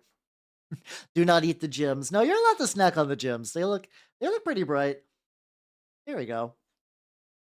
Okay, so the white base coat with the Tesseract glow turned out pretty good. I'm pretty happy with this. No idea the community acted like that. I think calling a lot of these people the community is kind of rough. Like I don't know if I'd even, like I said, I don't think a lot of these people own models. I think they just kind of like, well, like I said, some of them are culture war grifters. Some of them are just like people that just look for easy dopamine hits. They're aggravating. You're allowed, you know what? Just for you, you're allowed to skip directly to large rock in particular. Paint their stuff with a reason, but yeah, I like the thing is, I'm always kind of the opinion that I do not care. Whatever, like I don't care what other people paint. It does not bother me as long as it's like not illegal. But like, if I don't like a game, I just won't buy it. I just won't buy it. Like I'm not gonna go to the forums of games I don't like and start shit. Why would I do that? But more historical, more dark. That's why everybody should play Mordheim. I actually do want to. That's like a very. I don't like rocks. I like spheres actually. I do like Mordheim quite a bit. I would like to. I have that like mini painting boomer, like almost like the midlife crisis of mini painters, where it's like I should really get a Mordheim table. I feel like whenever I see that. Yeah, exactly. Not everything's made for you, and that's fine. Also, once again, Games Workshop, if you're doing like Age of Sigmar versus the old world, you're just all their money is going to Games Workshop. Like, also too, like if you blame Games Workshop for killing your favorite game, and then you give them more money when they bring back your favorite game later, but like not exactly your favorite game. Like, come on. You could have like I've seen so many people that apparently like they just did not comprehend that they could keep playing Warhammer Fantasy Battles or move on to a new system. Like it's like they're like, oh no, there's no other war games besides this one. Despite all evidence to the contrary. Oh, you didn't block. Oh yeah, this is like I was talking about. It's like very console warsy. Like I could see somebody who's just covered with a fine layer of Cheeto dust just going on to fucking like Nintendo forums and telling them how they're all like baby Philistines or whatever the fuck. How you doing, Atlas? How you doing? Welcome, welcome, welcome. I mean, the thing is, I don't want. It's not like I don't want. I want all the games to succeed because the more games there are out there, the more people get to play games they enjoy. I think that's great. Got to the Cheetos again. Lily, those are my Cheetos. What the fuck? What the fuck? That's fine. Yeah, I mean, I'm glad that people aren't like the people who are just like enjoying games by actually like painting models and playing games. I'm cool with them having a lot of fun. I don't want to deny anyone fun, but yeah. Hello, Riziki. Welcome everybody. Welcome, welcome, welcome. Let me get a quick layer of this shiny shiny brightness all over this little thing. Get you a shot. That's what you doing, Waffles. Welcome, everybody. Welcome, welcome, welcome. If you do not know me, as usual, I'm Halbernath the Mimic Elf. I'm a miniature painting VTuber of the Nurgle and Skaven variety. Oh yeah, how's Alan Wake going for you? For you two nerds this week? How you doing? How you doing? I'm painting. Technically, these are rats. I'm specifically trying to get the glowy crystals that eventually the rats will be based on top of. I gotta make sure I get all the recesses because that's gonna be the death of me. That's gonna be the death of me. It's hi everybody. I'm Halbernaut. I paint rocks. Also, just have like the what's it called? The big orc, like the from like fantasy the old world, like the ambulatory like orc rock statue thing. I think that's a neat idea. I do like that. Oh, coolest I've played in a while. Oh, fuck yeah, let's go, let's go, let's go. It feels great to get a game that reinvigorates like you're like fuck yeah, I haven't played a video game this cool in a while. Deus Ex has been that for me. My god, I love everything about Deus Ex. I think the Idol of Gork and or Mork is that one exactly.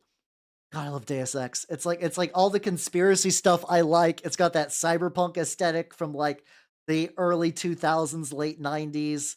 It gives me a lot of freedom to fuck around. I can club people with a goddamn crowbar, and that's technically viable. Oh, I love it. I love it to pieces. I'm enjoying the fuck out of that game.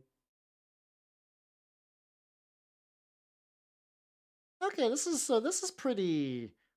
It's kind of streaky in a couple spots because I might have painted this a bit rougher than I would have liked. It's gonna be a base. It's not that big of a deal. Seen for old editions of Warhammer? Yes and no. So once an edition of Warhammer no longer becomes the main edition, it basically enters the same territory as other war games.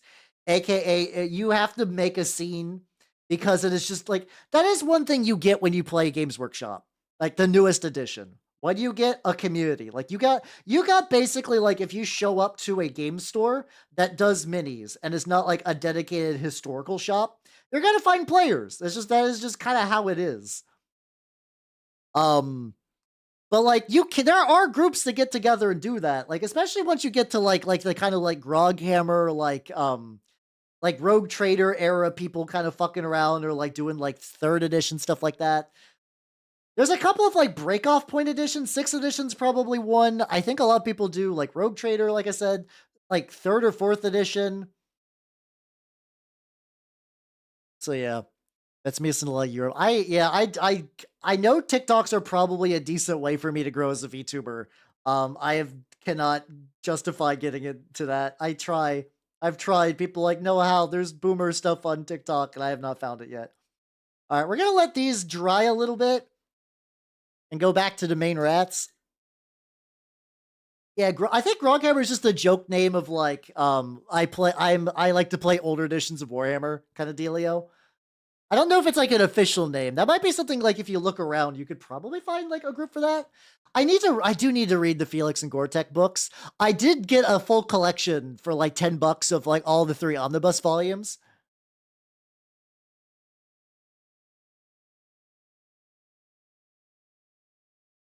Yeah, I think maybe there we go. Here we go. This is I don't know if that might just be like an unofficial name I've heard before. But yeah, it's just people who play older editions, more like the really old editions and like to collect like the older models, stuff like that. Something like that. Yeah, I know. The tricky thing is like I've gotten so used to reading from a tablet for like books and stuff that I probably just need to get a hold of a digital copy of those and just comfortably read those on my bed. I think that'd be good. I will say at the base level, this looks pretty solid. The last thing I need to, yeah, I definitely did this a little thicker in some spots though. Not my best, but that's fine. They do look bright and shiny. Oh, Baloric, how you doing? Welcome, welcome, welcome. How you doing? How you doing? Let's go. Let's look at the lads. What's some easy wins for the lads? Oh, does it have a good audiobook version? If I'm doing audiobooks, I need to do the Eisenhorn one because I do have the very first Eisenhorn audiobook basically ready to go. All right, what do I want to do? I'm at that point where it's like I look at it, I'm like, there's a lot of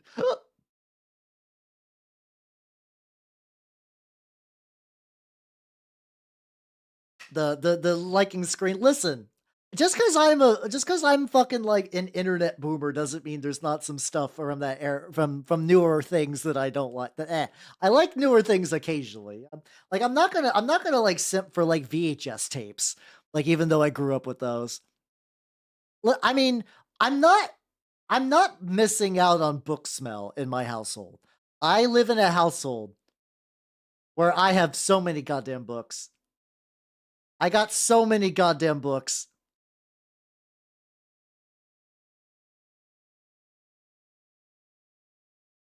There we go. Let me grab a brush. Like I got so many. I got so many.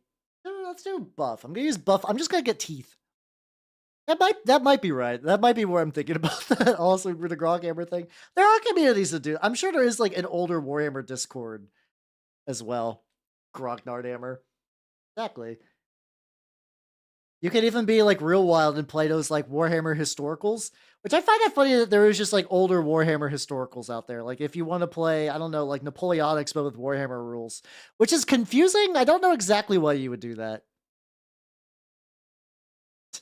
I don't vape, and I find vaping annoying, but like if I could get like a smell like that, maybe I could just get like a candle. Yeah, that's also true that, like, I do 3D printing and mess with chemicals a lot. So, like, in general, not that my sense of smell is bad. It's more like my tolerance for bad smells is, like, pretty high.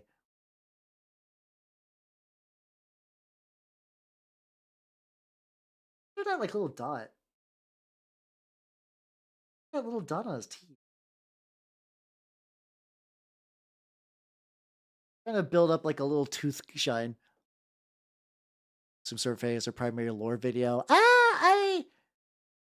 It's one of those things that, like, I kind of do feel like you need to give some people the benefit of the doubt. It's probably more just, like, you just gotta ask, like, just, like, talk with them a little bit. The smell, this let's see, I don't think the taste of the smell of old books, whatever. The taste, mwah, chef's kiss. I'm just chewing through my old D&D books, just like off the shelf. Mucho delicioso. The teeth might be better once I get the wash going on a little bit. Just like a little bit. I don't want to do this. Oh yeah, I could get the claws, I guess.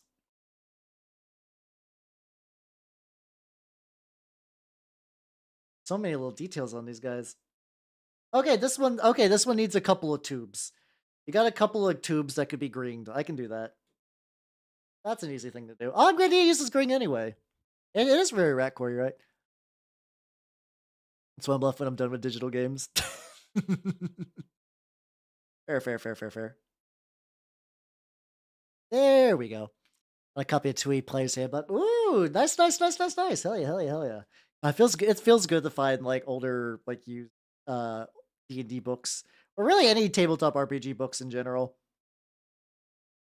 I did see there was also Steve, have yourself a good night. Take it easy, yo. Have a good rest. I saw my local store had a used copy of the Gamma World 70 expansion, and I was like, ooh. I didn't pick it up because I was like, I don't know when I'm gonna run this. I do want to run Gamma World again. I had a lot of fun with Gamma World, and it's one of those systems that like I will not play Gamma World unless I'm the one running it. So I gotta. I'm very excited though. This upcoming week, the Changeling group. For people on the YouTube side, I haven't. So, for people especially on the YouTube side, I have not uploaded a lot of it yet, but I do run tabletop RPGs from time to time. Forbidden Lands, that's the one by Free League, right? I have not.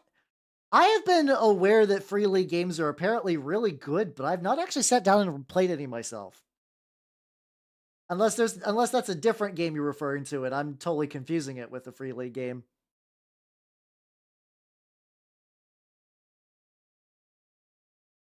Oh, it's actually dripping into the recesses. Okay, maybe I went a little too thick on that couple spots. You DM? Oh boy, howdy! I DM a lot of games. I don't. I'm big on the like. I'm not a huge fan on D&D 5e. What systems have I ran before? I can just look at my shelf behind me because I've ran so many. I have run Starfinder. I have run D&D 3.5 and Pathfinder 1. I have run Mutants and Masterminds. I have run I technically ran a Cthulhu Tech one shot, so I don't know how much that counts. Shadowrun, Cyberpunk, Vampire 5th Edition. Necronica is a big favorite of mine. I fucking love Necronica. Goddamn, do I love Necronica. Ryutama, Engine Heart, Cyberpunk Red. I think I might have said Cyberpunk Red already. I ran a bunch. I like running games. Made, the Made RPG. See, I like the idea of Shadowrun, but as a GM, it is aggravating to run because there's just so many bells and whistles. I had a I had a campaign where I had like a Decker and a Technomancer and a Mage and like a dedicated combat guy, and boy, how there's a lot of rules. So I kind of feel the same way about 5th edition as like Games Workshop games, where it's like they're fine, but some people only stick to that. And for RPGs especially, I find that limits you a lot. I can understand the sunk cost of only playing Warhammer. But like there's so many good games out there, and some people are like, I would love to play a game that's about like space exploration and maybe about dealing with cosmic horror. I know, I'll take D&D 5th edition, just like fucking cram it in there and see if that kind of resembles a game after I'm done trying to square peg that round hole. So I'm a little bit of a bitter bitch about that one. A little bit, just a little bit. I do like Shadow. The thing is, I do really like Shadowrun though, even though the mechanics are a bit aggravating. Specifically because I love games where the PCs are criminals. Those are my. Oh, this is kind of a little fuzzy. It's fine. I love games where the PCs are criminals. They are literally my favorite. I'm all about pegging. No, not really. It doesn't do much for me. If that's your thing, that's fine. It does not activate my almonds. But I love games where the players are criminals. Blades in the Dark, Shadowrun, Cyberpunk, Unknown Armies. Some games, depending on how you run your Unknown Armies. It's so fun because like criminals kind of naturally build their own drama, and like a lot of games kind of dirtle forever because like it's hard to end a tabletop game satisfyingly sometimes. But I find it like crime games and eventually will reach a boiling point where all of the decisions the PCs have made come to a head, and the conclusion is almost universally satisfying based on my experience. What was his? Was that the guy who was like, I don't need rules for game for like social mechanics, so I just use D&D 5e to handle all the combat stuff? Was that the take on that? I mean, you don't have to, but like you can. It's very easy to be criminals in Shadowrun, like to the point where I feel like you're kind of missing out if you're not. Showing some of that holy shit, the art in that game. The older art's kind of charming. The newer art is it's just because a lot of game companies are requiring a lot of art from cheap artists because it's easier to hire cheap artists. So like my thought on that when he's like, okay, having a system dictates what your players do. Could you run a game of like a Sherlock Holmes murder mystery entirely with D&D 5th edition's rule set? Yes, but the tools that D&D 5th edition gives a player expects a certain level of stuff. Also, Ophelia Valentine, thank you for the follow. Welcome to the workshop. Welcome. I'm ranting about D&D 5th edition. so let's say you're doing a murder mystery, right? You want to do a murder mystery campaign. On one hand, could you sit down and be like, yes, you're not allowed to have these X spells or these X classes, but when they look at what's it called? Like when you look at the rule system you're given, it gives you certain tools, and it's weird when you have to take those away or you don't get like the right materials to do things.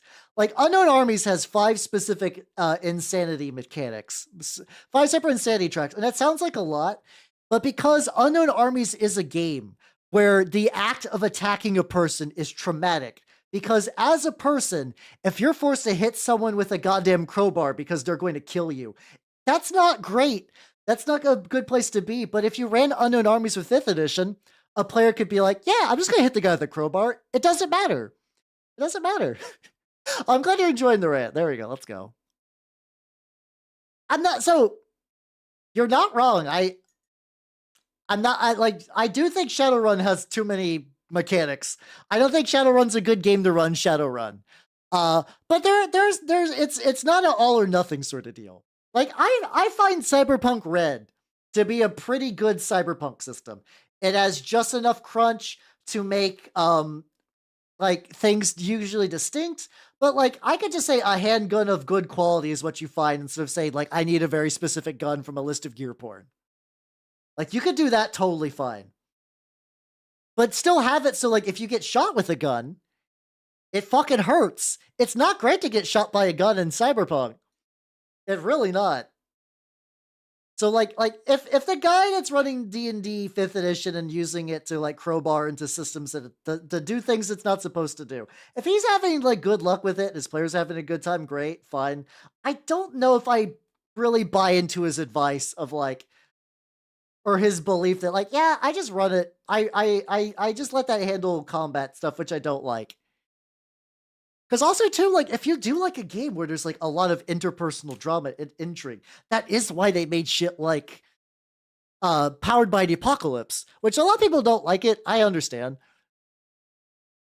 But you want a system though with like a lot of crunchy interpersonal drama stuff and mechanics that support it and give you a toolbox to do the things you want to do in that. It's there. That system's there. You can do it like directly just without like really any tweaking. I don't know. I get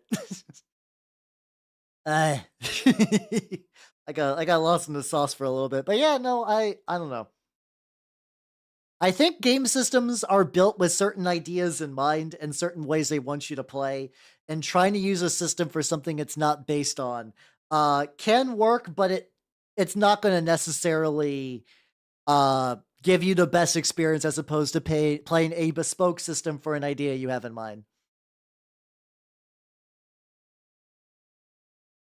Oh, I'm jelly about the magnetizing. I would have magnetized these way back in the day if I would have done them previously. Like I magnetized the repulsor tank earlier today, and I had fun with that, but it was too late for these.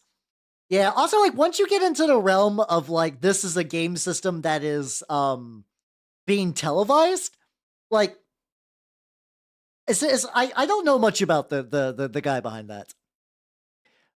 Getting arcade by Randy. I know nothing. I know nothing about WrestleMania, but fuck yeah, let's go. Is that guy like on like is he doing like the Critical Role dealio or what the guy? What's that guy? What's his Brennan Mulligan? Brennan Lee Mulligan. Is his name Mulligan? Yeah. Oh fuck, his name is Mulligan.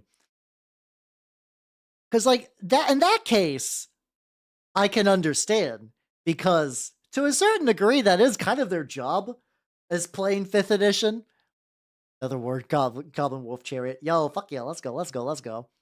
And like on one hand, I'm a little sad that specifically this is another thing too. 5th edition sucks up the room out of a lot of really cool games. But if that's his job or like something he gets paid for, I totally understand why he would be like, "It's still wet." Actually, legit. But I can understand why he would do that because that affects his money and what his discoverability. Because if it's like, okay, people at home probably know D&D 5th edition and they want to see the funny man play a game they know. I can get that even though I think that's kind of still not great. Oh, if he does non 5th edition system, good for him then. Fuck yeah, let's go. Let's go. Like I could like as much as I loathe the idea that some people have to play 5th edition so they can get their content out there, like maybe if I've ran 5th edition, would some of my sessions been picked up a bit more by the algorithm or whatnot? I don't know. Hold on. Fuck. Hold on.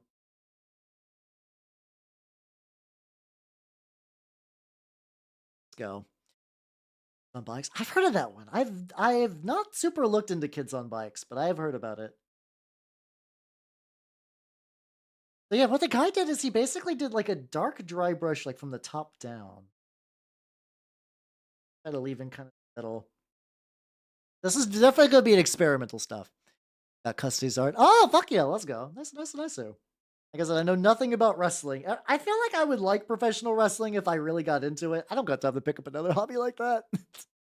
I do not got the time for. Oh, yeah, also, hold on? I don't think I did this Azure. Hold on, let me do a big stretch real quick. Let me do a big stretch and get some drink.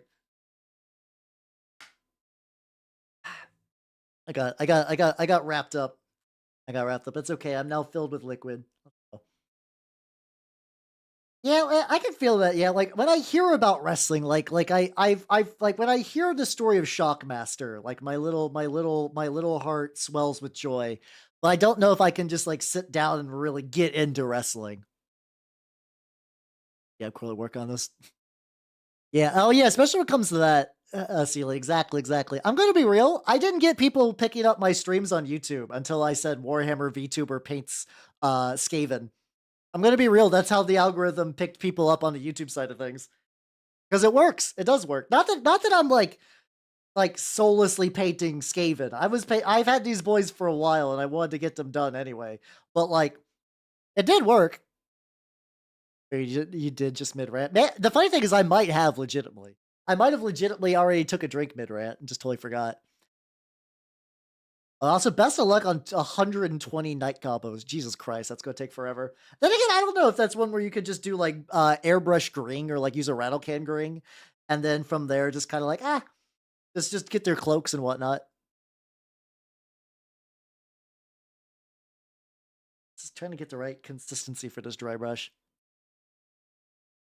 Working on the warpstone. We're getting that. I think it's because I'm trying to do that thing where you get it slightly damp because it helps it flow a bit better, but I think I'm getting it a bit too damp in a couple of spots. That's okay. I think if I just like loosely dry brush it up to the right consistency, I'll probably be fine. This is very much like I'm trying shit out. We're gonna see how this goes. So yeah, I mean it's like that. When it comes to to give everyone context, like the games outside of the GW sphere for war games are very niche, even if they're like Star Wars. Like Star Wars Legion is a niche war game. Star Wars, like at one point, was a very good license, and then Disney did a Disney. But it still fucking is dwarfed by Games Workshop stuff. Like goblins sound up to no good. Yeah, I mean they just like they're just little guys that just get high on mushrooms and will stab you a whole bunch.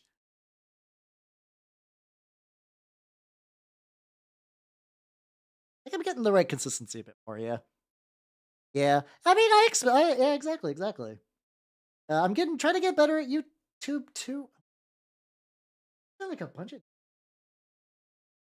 just suck a little bit of moisture out of this because I think the moisture is actively fucking with us a bit. Yeah, wargaming is already super niche, unironically. Yeah, like it's niche, so it's like you want to get discovered. Yes, do stuff like that. It does help. It's like I as much as I hate it, like it's like there are times where it's like I see a game that should not be 5th edition, made in 5th edition, and then it's like I understand that like you would like you in order to get like money and people checking out your game, you made it 5th edition. But also it's like it's painful to see that happen.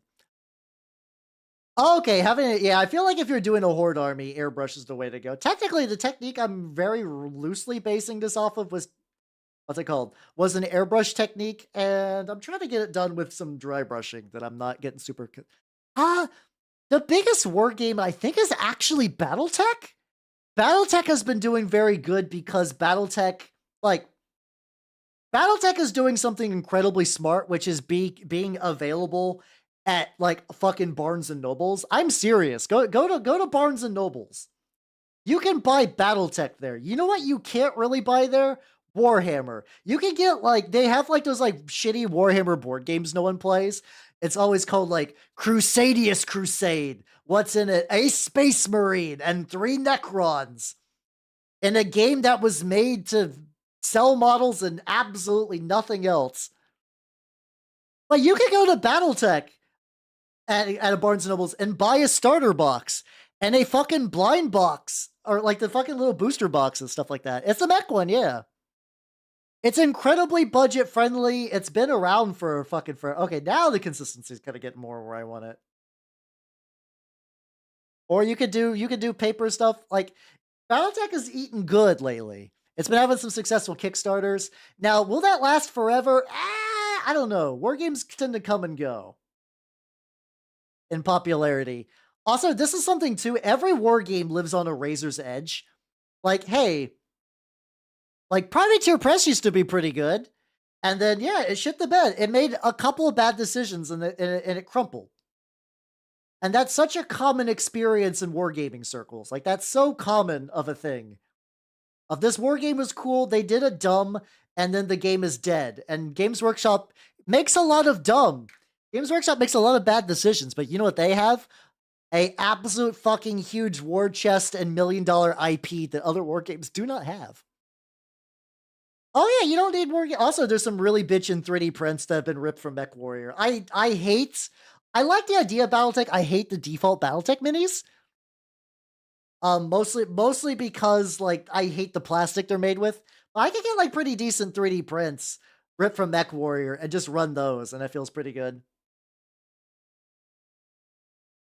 I also wonder if some of the scuff from this is because like this is not fully dried. Also, I think unfortunately you can kind of see some of the print lines in the rocks for this. It's not too bad overall though. For what was an experiment, I feel okay. Yeah, exactly. Yeah, if any war game that's not G-dubs makes one big fuck up and they explode. Games Workshop can manhandle their IPs and fuck up everything, but like they got Space Marines. And people will buy Space Marines. Like it's one of those things where it's like Magic the Gathering. If Games Workshop ever dies, we're about to enter a real dark period of time for like stores. But so it's like I don't want the idea. I want Games Workshop to die or anything. I like the minis too. I'm not gonna lie. I do like a lot of oh god, two things. I do like a lot of G-dubs minis, but like they can fuck up a lot more than most games do. I don't know. I think the thing is like the virtual tabletop thing is always going to be a weird. Maybe not always. It does look warp stony. I think. I think it's just like a little scuffed in a couple spots, but I think the general idea is safe. The sound. Yeah, Rumble Slam would be nice if it was like even close to being available where I'm at. That's just not the case. Uh, I've not heard of Team Tanky, but I also don't typically look into a lot of like Weird War 3, World War 3 kind of games. I'm more of like outside of like I'm more of a fantasy guy at heart. Yeah, they survived a lot of shit. Like especially when people were like it's like oh this is going to look bad on Games Workshop when they squatted the Stormcast. Yeah, but like they make bad decisions like this all the time. They're going to crawl back fine. It's not going to be a big deal. Nick Willen. See, I've played Skaven on tabletop sim. I played Skaven IRL. That was kind of the Warhammer army I have the most IRL experience with. Tabletop sim was so nice because I could just click and drag like 30 clan rats at one time and be like, ah, yes, nice. Actually, you don't have an idea. What if I use a bigger dry brush? I know smaller dry brushes are kind of nice, but I think bigger ones technically give you like softer stuff. Let me try this big boy. Oh yeah, I forgot. Yeah, Corvus Belly was doing a fucking fantasy game. I'm curious about how that's going to turn out. Hopefully, it's good though. They do have some nice looking minis. I got burned playing Infinity a couple of times by some like real try hard sweat lords, but like when I was a new player. But I do think they do good stuff. Here's how that's gonna go. Yeah, so we're gonna bust out the big boy dry brush. Fucking really worked that in there. Okay, I think it's the right consistency now. As long as it's not like a pirated STL, like if it's like a My Mini Factory link, or like if it's something that somebody has sculpted, like not trying to rip off Games Workshop, like doing their own thing. Best way I could maybe phrase that. It's not okay if it's not pirated. Go nuts. That's what I was trying to say. Yes, thank you. Okay, yeah, no, doing the bigger brush was the right choice. This was this is the choice. This is what I was looking for earlier. Yeah, now we're cooking. Oh, fuck this guy. Okay. Um, this guy did a turnip model actually a while back. I did I need to finish it. Oh, Vertron, the rats are here. I'm working on their base. Um, I need Baron von Schroot. There we go. I printed him out like way long ago. I need to get him finished up at some point. There we go. Yay. I think I looked at that goblin before and I was like, that goblin's pretty cool, and just didn't do anything. I do like 3D printing. I'm not big on the like what's it called? That's gotta stay on the colored plastic of base ground. So I have a 3D printer. I have a old Anycubic mono. It is not like it's not an 8K or 12K, it's not even a 4K. It's ancient at this point. Um yeah, he is do beat a large lad. But like I use it all the time for like basing stuff. Very leggy tall squig. It's very good, yeah. Oh, I can see you running that as a giant squig. Yeah, exactly.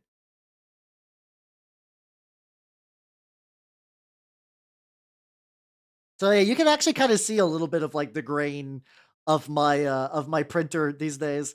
I'm probably due for an upgrade. That might be like a fun summer thing I might get myself for my birthday as like a treat or something.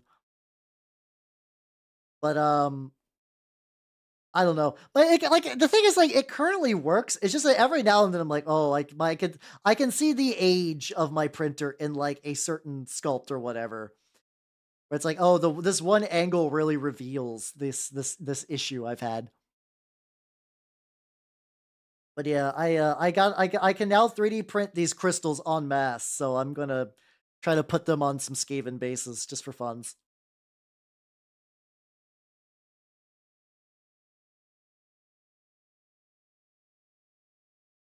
Yeah, the reason the Baron has not been done yet is because I want to do like a big base for him where he's being pushed up a hill, and I got some like plaster and shit for that. I just have not sat down and actually done that. Oh, I need to get more paint on this. Yeah, let's get my glasses on for maximum big brain thinkage. There we go.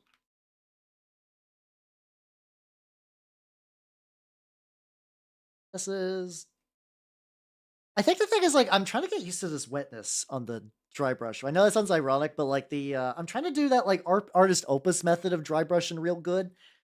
Because that guy can basically take a dry brush and be like, bam, I basically recreate an airbrush. And I do have an airbrush, but mine isn't so like my 3D printer is old and jank and my airbrush is old and jank. I have a Badger Patriot, which is a good airbrush for like base coating, but I'm not doing any fine fucking details on that motherfucker. I'm testing on my finger. Little bit too much. Let's try the surroundings. Okay, there we go. Good surname and like trees. I mean, you can kind of tell for like the like if you look at the print lines, you're like, oh yeah, no, this is an older gen printer. Oh god, that's too thick. This is so fucking. This is the jankest fucking dry brush I've ever done. I've done good dry brushes. I don't know why these crystals elude me. I think it's fine though. Like I don't know. Worst case, I could maybe do like a green wash on them to try to get into the recesses and kind of maybe unify these a little bit. Get a little bit more at the like the tippity top. There we go. Well, that's what I recommend for people get into it. Oh yeah, it's not bad. Like I don't think it's a bad printer. I'm saying like if you get an Anycubic mono now, I think the monos are like by base like an 8K. But it's old and janky. I'm a very old and jank kind of person. I do like my old jank quite a bit. The Cheeto brushes dry brushing with them is kind of a novelty. They're not great. The Cheeto dry brushes are there mostly for memes. I have Cheeto dry brushes, by the way. Also, thank you for the Hagbucks, Furrytron. Thank you, thank you, thank you. I will put that into the Hagbucks fund. Oh yeah, like I said earlier, there was a There was a I'm thinking about like now that my some stuff is squared away. I think probably what I'm gonna do is I did the artist that's done Echo's new 3D that's gonna be debuting soon. Might be opening commissions. I might be getting that. I might be getting one with like a get me a new outfit for that too, so I can do some 3D stuff again. So like for the most part, I don't think like for mini scale, I actually think the one I have is fine. It's usually once you get to like larger, flatter objects where it's like you can kind of see the flaws a bit more, or like certain angles. Like I do think if somebody didn't have like the highest definition 3D resin 3D printer, they would be fine. But it's just something that like as somebody who uses it a lot, I kind of noticed that. What gen is the Mono X? I guess I don't know. Mine is like I said, mine's just like an Anycubic Mono from like a couple of years ago. Cannot get into the recesses of these, but I think that might actually be just like a feature, not a bug. I think even if it's like a little jacked, I think I'm kind of overall like not too. I also just keep hitting it with layers of green. I don't know how much I want to spend dry brushing tonight. I could just keep layering and layering and layering and layering. All right. I'll go back to the rats. I'll go back to the rats. These will be. I'll think about it. I'll think about what I want to do with these. Some of this was way too thick. Some of it was not. Fine. I guess I could also just do a lighter dry brush on top of it. That would work though. Do I want to do a little bit of a fucky wucky? Do I want to do a bit of an experiment? No, let's just work on the rats for right now. We'll work on the rats. They are the ones that need the love. All right, what do you need, buddy? Yeah, I've been working on these Stormfiends. This is the fourth Stormfiend stream. Dear Lord. All right, I think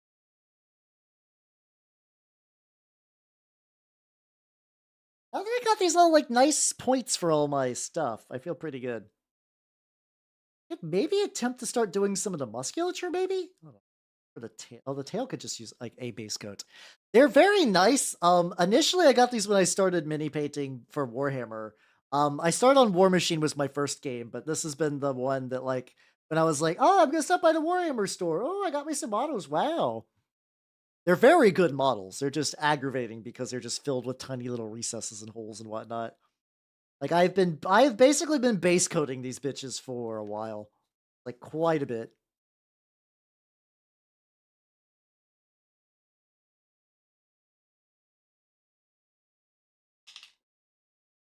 I'm doing some brush juggling, do not mind. Charts are ooh, fuck yeah, let's go. I mean, whatever works, works. I previously used what's it called? I tried to do a similar sort of dealio with I used to use like just like insulation foam because I still have a bunch of at the very beginning of the pandemic, I was like, I want to get really into terrain making. I still kind of want to do. What would you suggest to paint for someone trying to like you want to like a specific subject, I guess? Hmm. I don't know. I think if like you really want to get into something, you could just paint whatever you think is cool.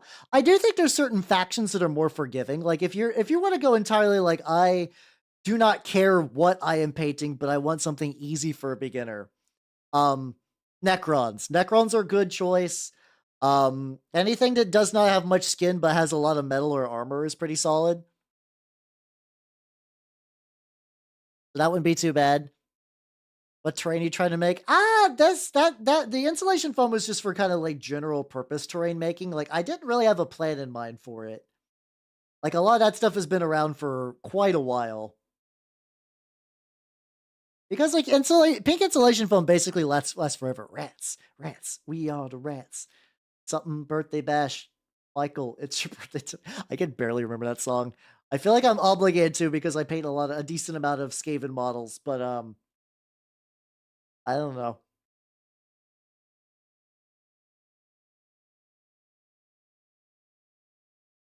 Looking at those crystals, not enthused. Maybe I might touch those up off stream. That's fine.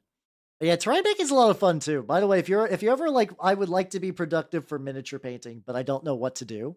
Definitely do do terrain. Terrain is both incredibly peaceful because it looks good right away with minimal effort, but also the more terrain you make, the better all your subsequent war games are going to look.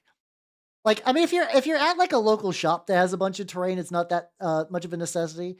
But if you're playing like with a bunch of friends and you make like a wreck marker or just like a house, like that shit will last you forever. That'll last a good thing. Let's see, paint zombies. Oh yeah, zombie like oh yeah, like anything that's supposed to be grimy is also pretty easy to start with. Like Nurgle stuff is interesting because actually think Death Guard are they're both incredibly forgiving and incredibly a fucking bitch to paint. So I say this as somebody who is a Death Guard guy. Like so here's a Plague Marine. This is actually a pretty simple Plague Marine, so it's kind of a bad example, but it's like you got a fuckload of trim. I do my Plague Marines purple because I make great choices. You got a fuckload of trim. You got a lot of individual little colors and stuff like that. Now you can heavily use like washes and grimes and like rust paints, which does help make a model look really good with little effort. Like yeah, anything like zombies or like anything that's supposed to be a gross little dude totally works for like getting started. I think the bigger thing if to keep in mind is like Rufus, I'm gonna assume that like you've like have you done any painting in the past? Because what I think is the biggest tip that I like to give to new people is you can remove paint from models. You can remove paint from models like fairly easily. There's different clingers you could use. You could use like LA Totally Awesome. I think isopropyl alcohol 91% is incredibly solid for stripping paint. So like paint a model if you're like this looks like shit. I would say keep one model at the very least. Yeah, I think so. I think it's from like those like blister boxes. I have a couple of them. I have a couple of them from way back. I have a lot of Plague Marines that need to get painted. Dear Lord, I have so many Plague Marines need attention. I talk listen because like stripping because like a lot of this in my experience new people are like I would love to paint minis but I'm definitely afraid of ruining minis and it makes sense especially if you're buying like a Games Workshop model and it's like I just spent $50 on this pack of Space Marines and if I ruin it I am going to ruin $50 and like that's not a great mindset for being like I would like to paint minis. That's a terrible mindset and it's an understandable one but it's going to suck a lot of the fun out of it. But if you learned that you can strip paint from models, like I said, keep one. Keep your very first mini. Like, do not strip your very first mini. It's going to look bad. Don't worry. Hold on. So I stripped my very first mini because I did not realize that I would like to keep that. I still got like this guy. I got Magnus. I got Magnus from back in my War Machine days. He is mostly just me trying to slap brown paint in Devlin Mud. Back when Devlin Mud was around on a chunky boy. And he's an ugly piece of shit, and I love him. It's him. I keep him around and be like, yeah, this is, you don't start great. That's fun to keep a little reminder, you know? Yib. Make a 100-page low poly printable game. I mean, you could totally do that. I think now is very good for that kind of things. Also, hello, the Shrekkening. Fucking great name. Hell yeah. Yeah, Manta Firefight good too. Also if you get good at stripping paint, you can buy models used on eBay and get like hella sick discounts. I like Devlin Mud, but it was very strong. Devlin Mud was very strong. I fell into the Devlin Mud more like talent in the bottle, so I was like wipe it on everything. Wipe it on everything. Also, Chieftain, have yourself a good sleep and take it easy, though. Have a good rest. How to get to this little scrunkly boy in the back because he definitely did not get the paint he needed. He didn't. He did not get the love and attention. I'm trying to get these like because like what I might do is like paint the base, do a oh, do a streak and grime wash, and then maybe do some highlights on top of that once I seal them in. Or maybe I do the highlights before. I don't know. I don't know what you want to do for these guys. Look like shit. 5 Salamanders look decent, and a rough one from Battletech looks sort of okay. Yeah, there you go. That's the spirit. So, like, if you ever, I would still maybe keep that Ultramarine, but if you ever don't want to, like, if you're tight on money, which is also understandable, You could just use isopropyl alcohol, remove that stuff, and then start fresh. Oh yeah, anyone that needs to eep, I totally understand. It is getting the witching hour of eep is fast at hand. If you need to crash for the night, do not feel bad. Don't feel bad. Just have yourselves a good rest. Going to be continuing to apply layers and layers of flesh on the flesh guy. I kind of I want to wait for the layers of flesh to dry on the tail. Ah, you sold the stuff. I mean, that's fair. That's also fine. I think also too, like selling stuff is like, if you like don't like it, sell it off. Yeah, I've sold off armies before. Ironically, now that I have a Minotaur's army, I used to have a lot more Space Marines, but I sold them to a friend of mine because I was like, I'm never going to paint Space Marines, and then I found a Space Marine chapter that I like painting. I forgot my apron. It's fine. But hey, the friend of mine got a pretty decent, like, what's it, like the Phobos? It's like the tactical Space Marine guys. He got the tactical force. Yeah, exactly. I mean, yeah, painting is an iterative process. I also think, like, if we're going back to like how the algorithm and like, like being online fucks with us for painting, it's incredibly easy to find the most skilled mini painters you've ever seen online, and you're like, what the fuck? How is that? You just gotta paint. You just gotta paint. It's just like anything. Just practice a lot. Have fun with it. Experiment. Like, did I paint these rocks good? I don't know. Probably not. I might go back and fix that later. But I tried it. I tried a thing. Did it work out? Not necessarily. But I know not to do differently next time, which is maybe not even fucking dry brush that, or maybe dry brush with like maybe I should have did a lighter green. Maybe I should did a lighter green. No, I'm gonna be honest, Rufus. My entire painting streams are nothing but never-ending chains of conversation. You cannot derail a conversation. I am a living in a perpetual tangent. That is why I am here. I'm the funny elf man that paints minis. Please do not feel like you need to like do not worry. You are totally fine. This is like I said, this is I enjoy painting with a crowd, so it's fine. It's fun. It's fun to do. I legitimately feel weird painting solo, but every now and then I got to. I usually do a lot of my I usually do my mini assembly off stream, because I get extra time to do that kind of thing. And also I do like a lot like I gotta clean prints or I gotta do some kit bashes and stuff like that. Like, these guys do got some big. I want to try wait for the tail to dry, and I think I'm gonna try doing some highlights. Talk about derailing conversation. Oh god, yeah. I did a very interesting reading stream last night for the Eye of Argon and some fan fiction that was painful. That fan fiction stuff was a little bit painful, but in a way that was kind of fun. Which was interesting. I don't know when's the next one. I don't know because like yeah, next Sunday is going to be my 4 years, so I think I might move the mini painting to Saturday, and then just do a little, just like a chill little stream on Sunday, probably. Let's layer on this on.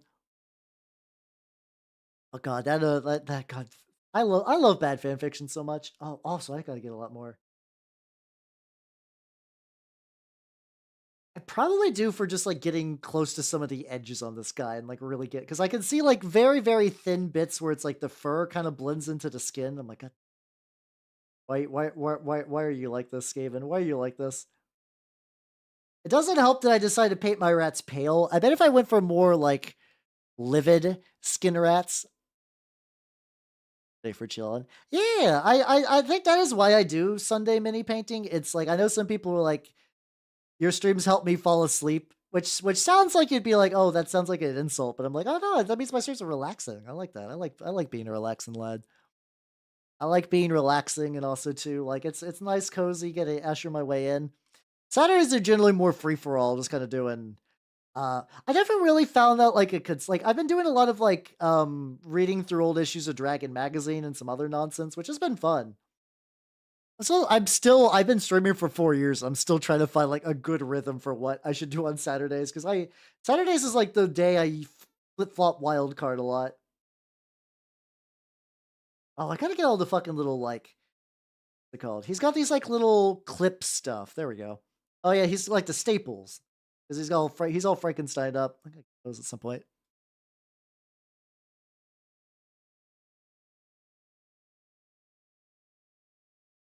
Uh-oh, I got a little bit on the little cloth, that's fine. I said, I think I guess I could go on the head. I don't know.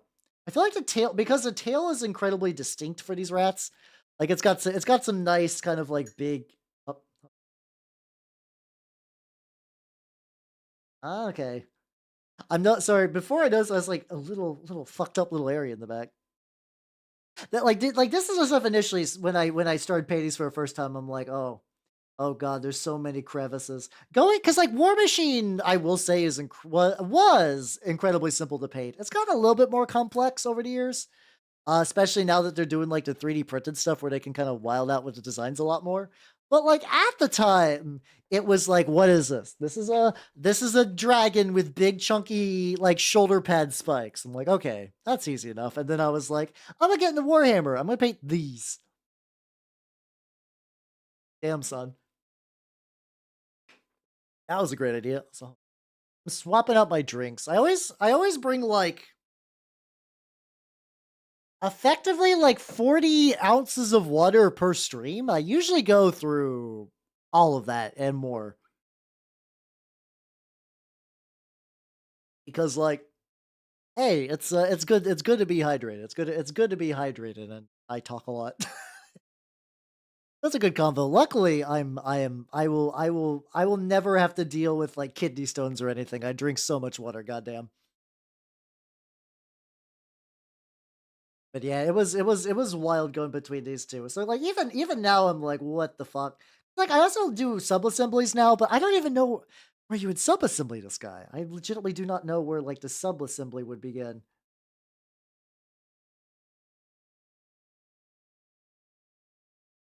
Are you responsible as hydrated bitch? It's just how it be sometimes. All right, so I think what I do now, I think if I take the ivory tusks and the griffin claw, these are two thin coats. Because I generally like, I don't know, my local shop has them and they're the colors I like and the consistency I like. This might be a little clogged though. Yeah, I kind of thought that too, where it's like these, do these need to really be on there? Nah, you could probably just snip them off and maybe file the plastic back down and probably be fine.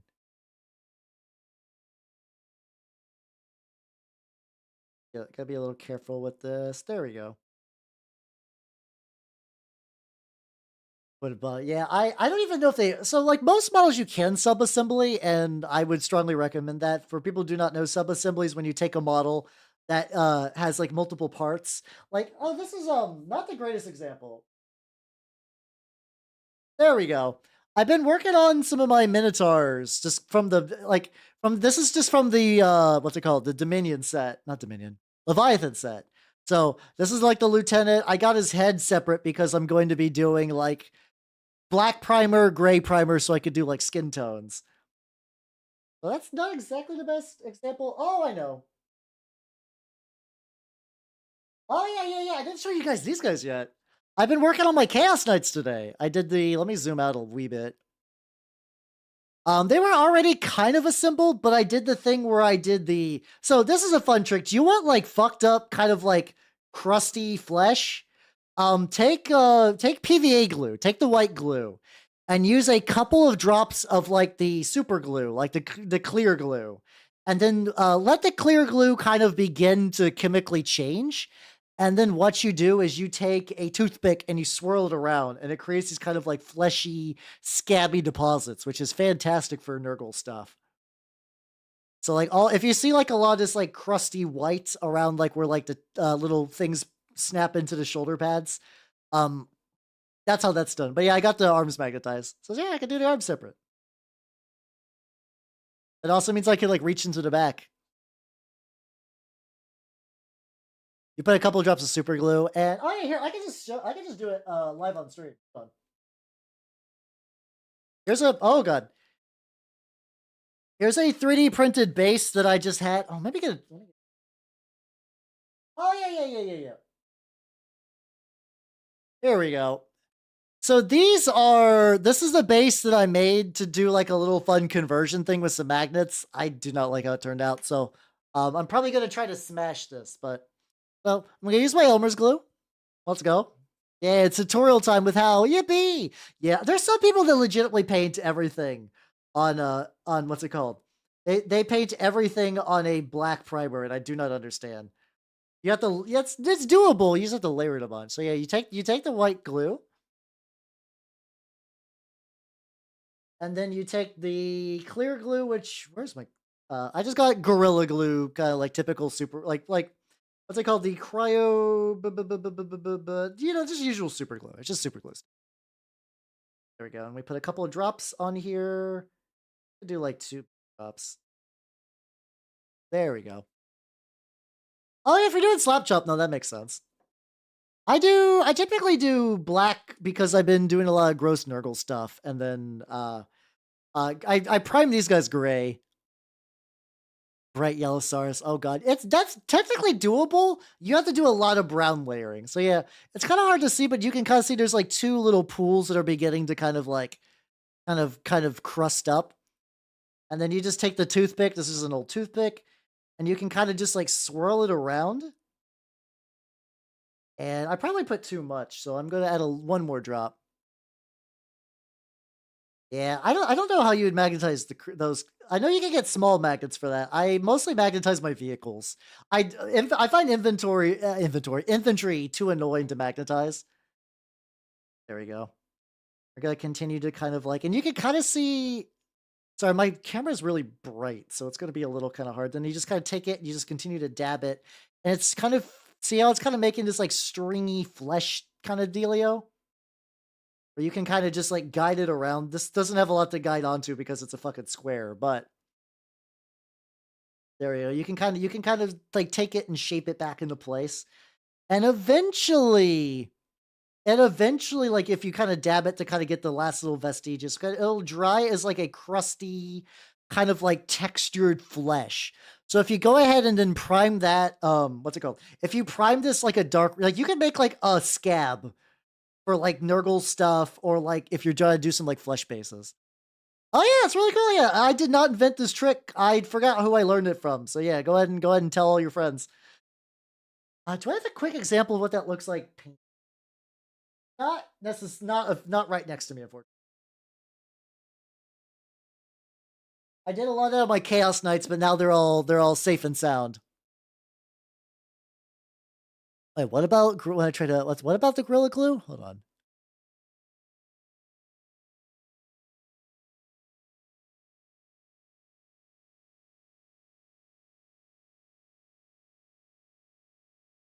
Using Primo hair product on the minis? What? Nande? Nande? Yeah, I use gel glue for like actually gluing, but I kind of like that mix for doing fun stuff. Use that hairspray.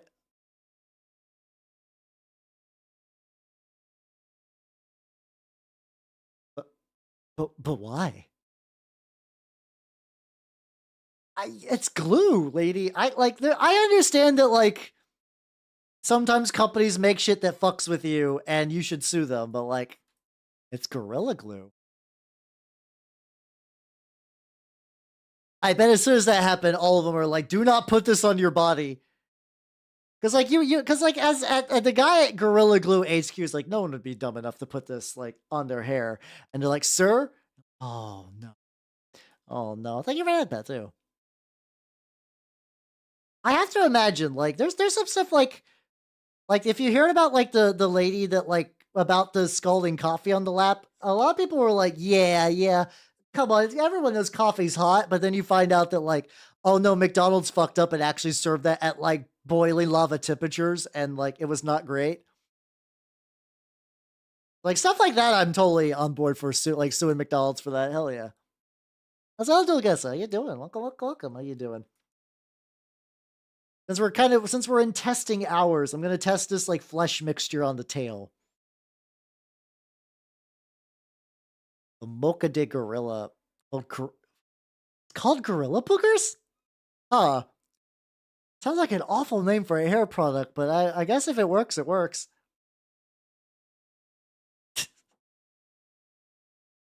Damn, okay, that's I think I've heard of that story, but I totally forgot. This is way too thin.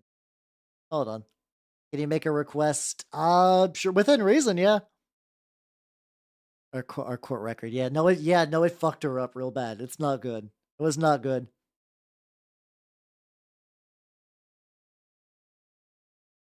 This is gonna be a little dry.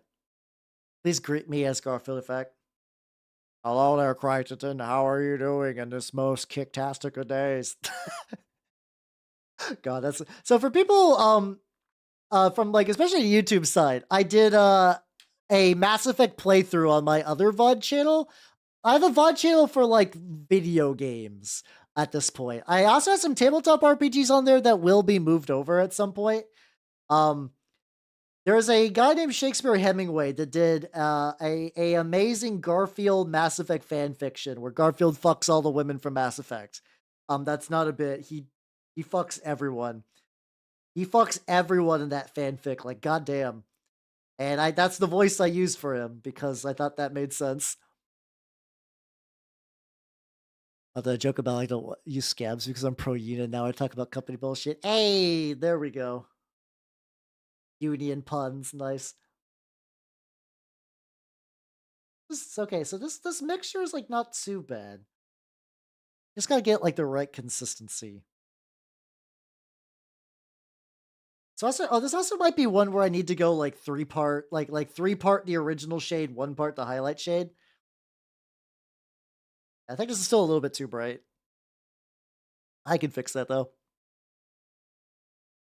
There we go. So yeah, I'm just basically keep on mixing like into the flesh shade, like a slightly brighter flesh shade. The funny thing when it comes to like thin your paints is I actually think I make my paints too thick, like 90% of the time. No, sorry, too thin, too thin. That's what I was trying to say. Like a lot of times I'm kind of left with like really watery paint. Oh, Apache, how you doing? Fuck yeah, 38 months was how do? I paint rats! And today I mean it. Today I mean it. I also worked on these, which I don't know. I'm gonna tweak that. I'm gonna do something. I'm gonna do something different. If I have to actually pull out my airbrush for those to make those look as bright and shiny, I could do that. I guess I could just repaint. I guess I could just airbrush those white and then start again with that guy's technique.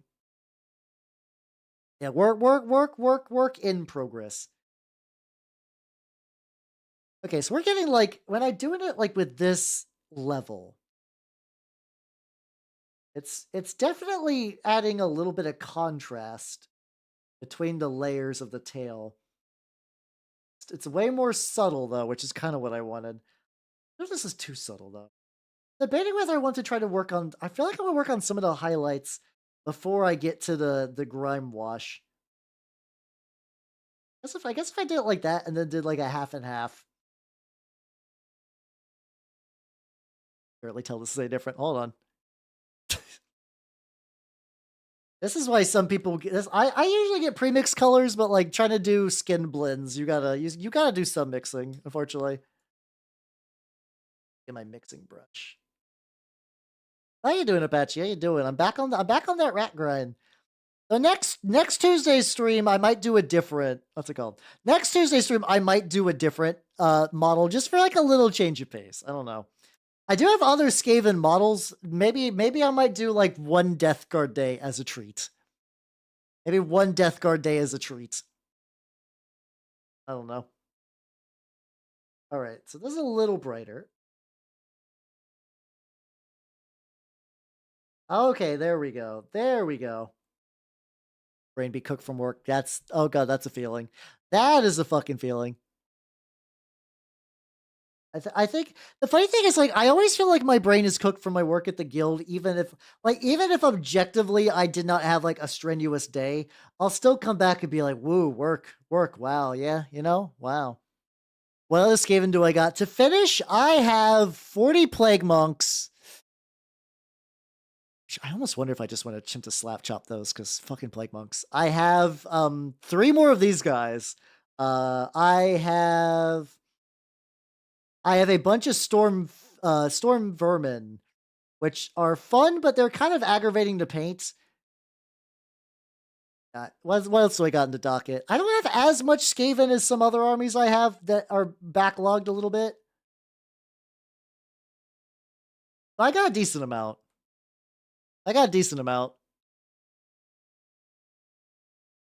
what's it called? What other ones do I got? What other ones do I got? I did my Jazales recently. I have my Help in Abomination done. So yeah, a lot of it is just infantry. Yeah, infantry is sort of the big thing. I do have 60 clan rats painted, so it's not too bad. I'm legitimately debating the idea of slap chopping those. I've done it for some, what's it called, for my poxwalkers for my what's it called, my Nurgle stuff. Specifically, what I did is I slap chopped and then I did a oil wash, and it turned out pretty good. I have a couple of them that are like purple, and that's it. But like maybe I just prime those black again and just kind of just go ham. It's also fucked up. They are not getting new sculpts. Like what? Like those are some chunky ass old Skaven sculpts. Those fucking poxwalkers. Sorry. What's it called? Not poxwalkers. Plague monks. There we go. Those could definitely use a sculpt. Hello, estrogenized twink. Motherfucker, how you doing? Glad you like the rats. Hell yeah, hell yeah. I'd be working on the rats, and it'd be going pretty good actually. I think I found like just the right level consistency for getting a lot of like the tail nonsense and like other skin stuff. You've been doing squig hoppers? Yo, fuck yeah, let's go. I get like the outside connector bits. Yeah, I think like anything that I think dies really easy, I think it's totally like slap chopping's valid. Like, I don't think I would ever use that for, like, any of my, like, this is gonna be, like, a centerpiece thing. But I think if it's like, yeah, I'm just gonna knock out, like, a bunch of dudes, that's fine. Like, I do not need to have all of this disposable chaff up to, like, my primmest, properest styling. That, I think, under spots. I figure any little bit that I fucked up will just get kind of, stuff. I feel bad. I mean, that's not a bad mindset. A lot of me is I have so many models that sometimes speed painting is just like, I like for this to get done. So is everybody painting night goblins right now? I swear to God, you're the third person who's I've heard today who is painting a horde of night goblins. Apparently, there's more people painting night goblins than there are like people contemplating suffering through a Sisters of Battle army at this point. That's kind of wild, actually. Let's see. So yeah, I don't know. Maybe I'll go back to the plague monks that way, just so I can get ready for them.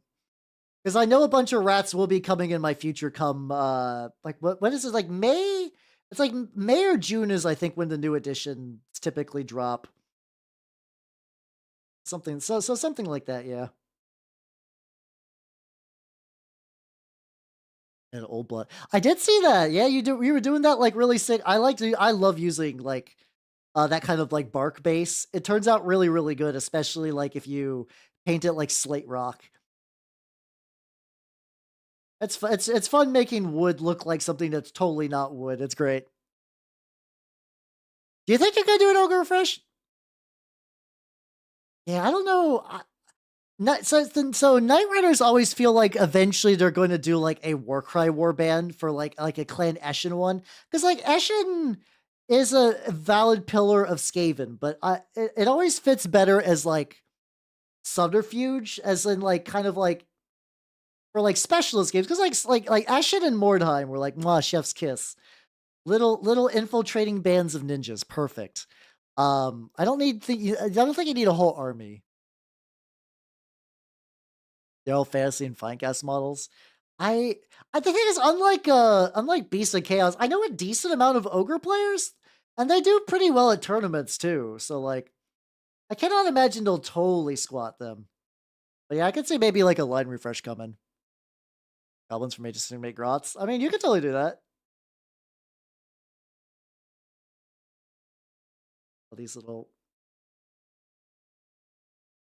All these little, areas where I'm trying to. Also, what time? Oh no, alas. Last, I think I'm gonna need to wrap up for tonight. As much as I want to continue painting, and I really, really do, I gotta get ready for work in the morning. Okay, there we go. So, not a lot of change, not a lot of change. Base that I'll probably touch up differently later. I'll find something. I'll find something with these. All right, cool. And with that, I'm going to wrap up the stream. I'm going to do some Twitch rating stuff. So everybody, I have an idea. Here's what I'll do. Here's the outro. Thank you for coming, everybody. I had a lot of, hold on. So Twitch chat is not on this anymore. That's worrying. It's okay. Nobody's gonna have text on screen. So yeah, for people on the YouTube side, this is basically what my schedule looks like. I usually don't stream on Mondays though. That was a fun one-off thing. So I will be painting on this channel on YouTube on Wednesday. But also, if you would like to go to my Twitch and see me play video games on Tuesday, I will be playing Deus Ex, which should be a lot of fun.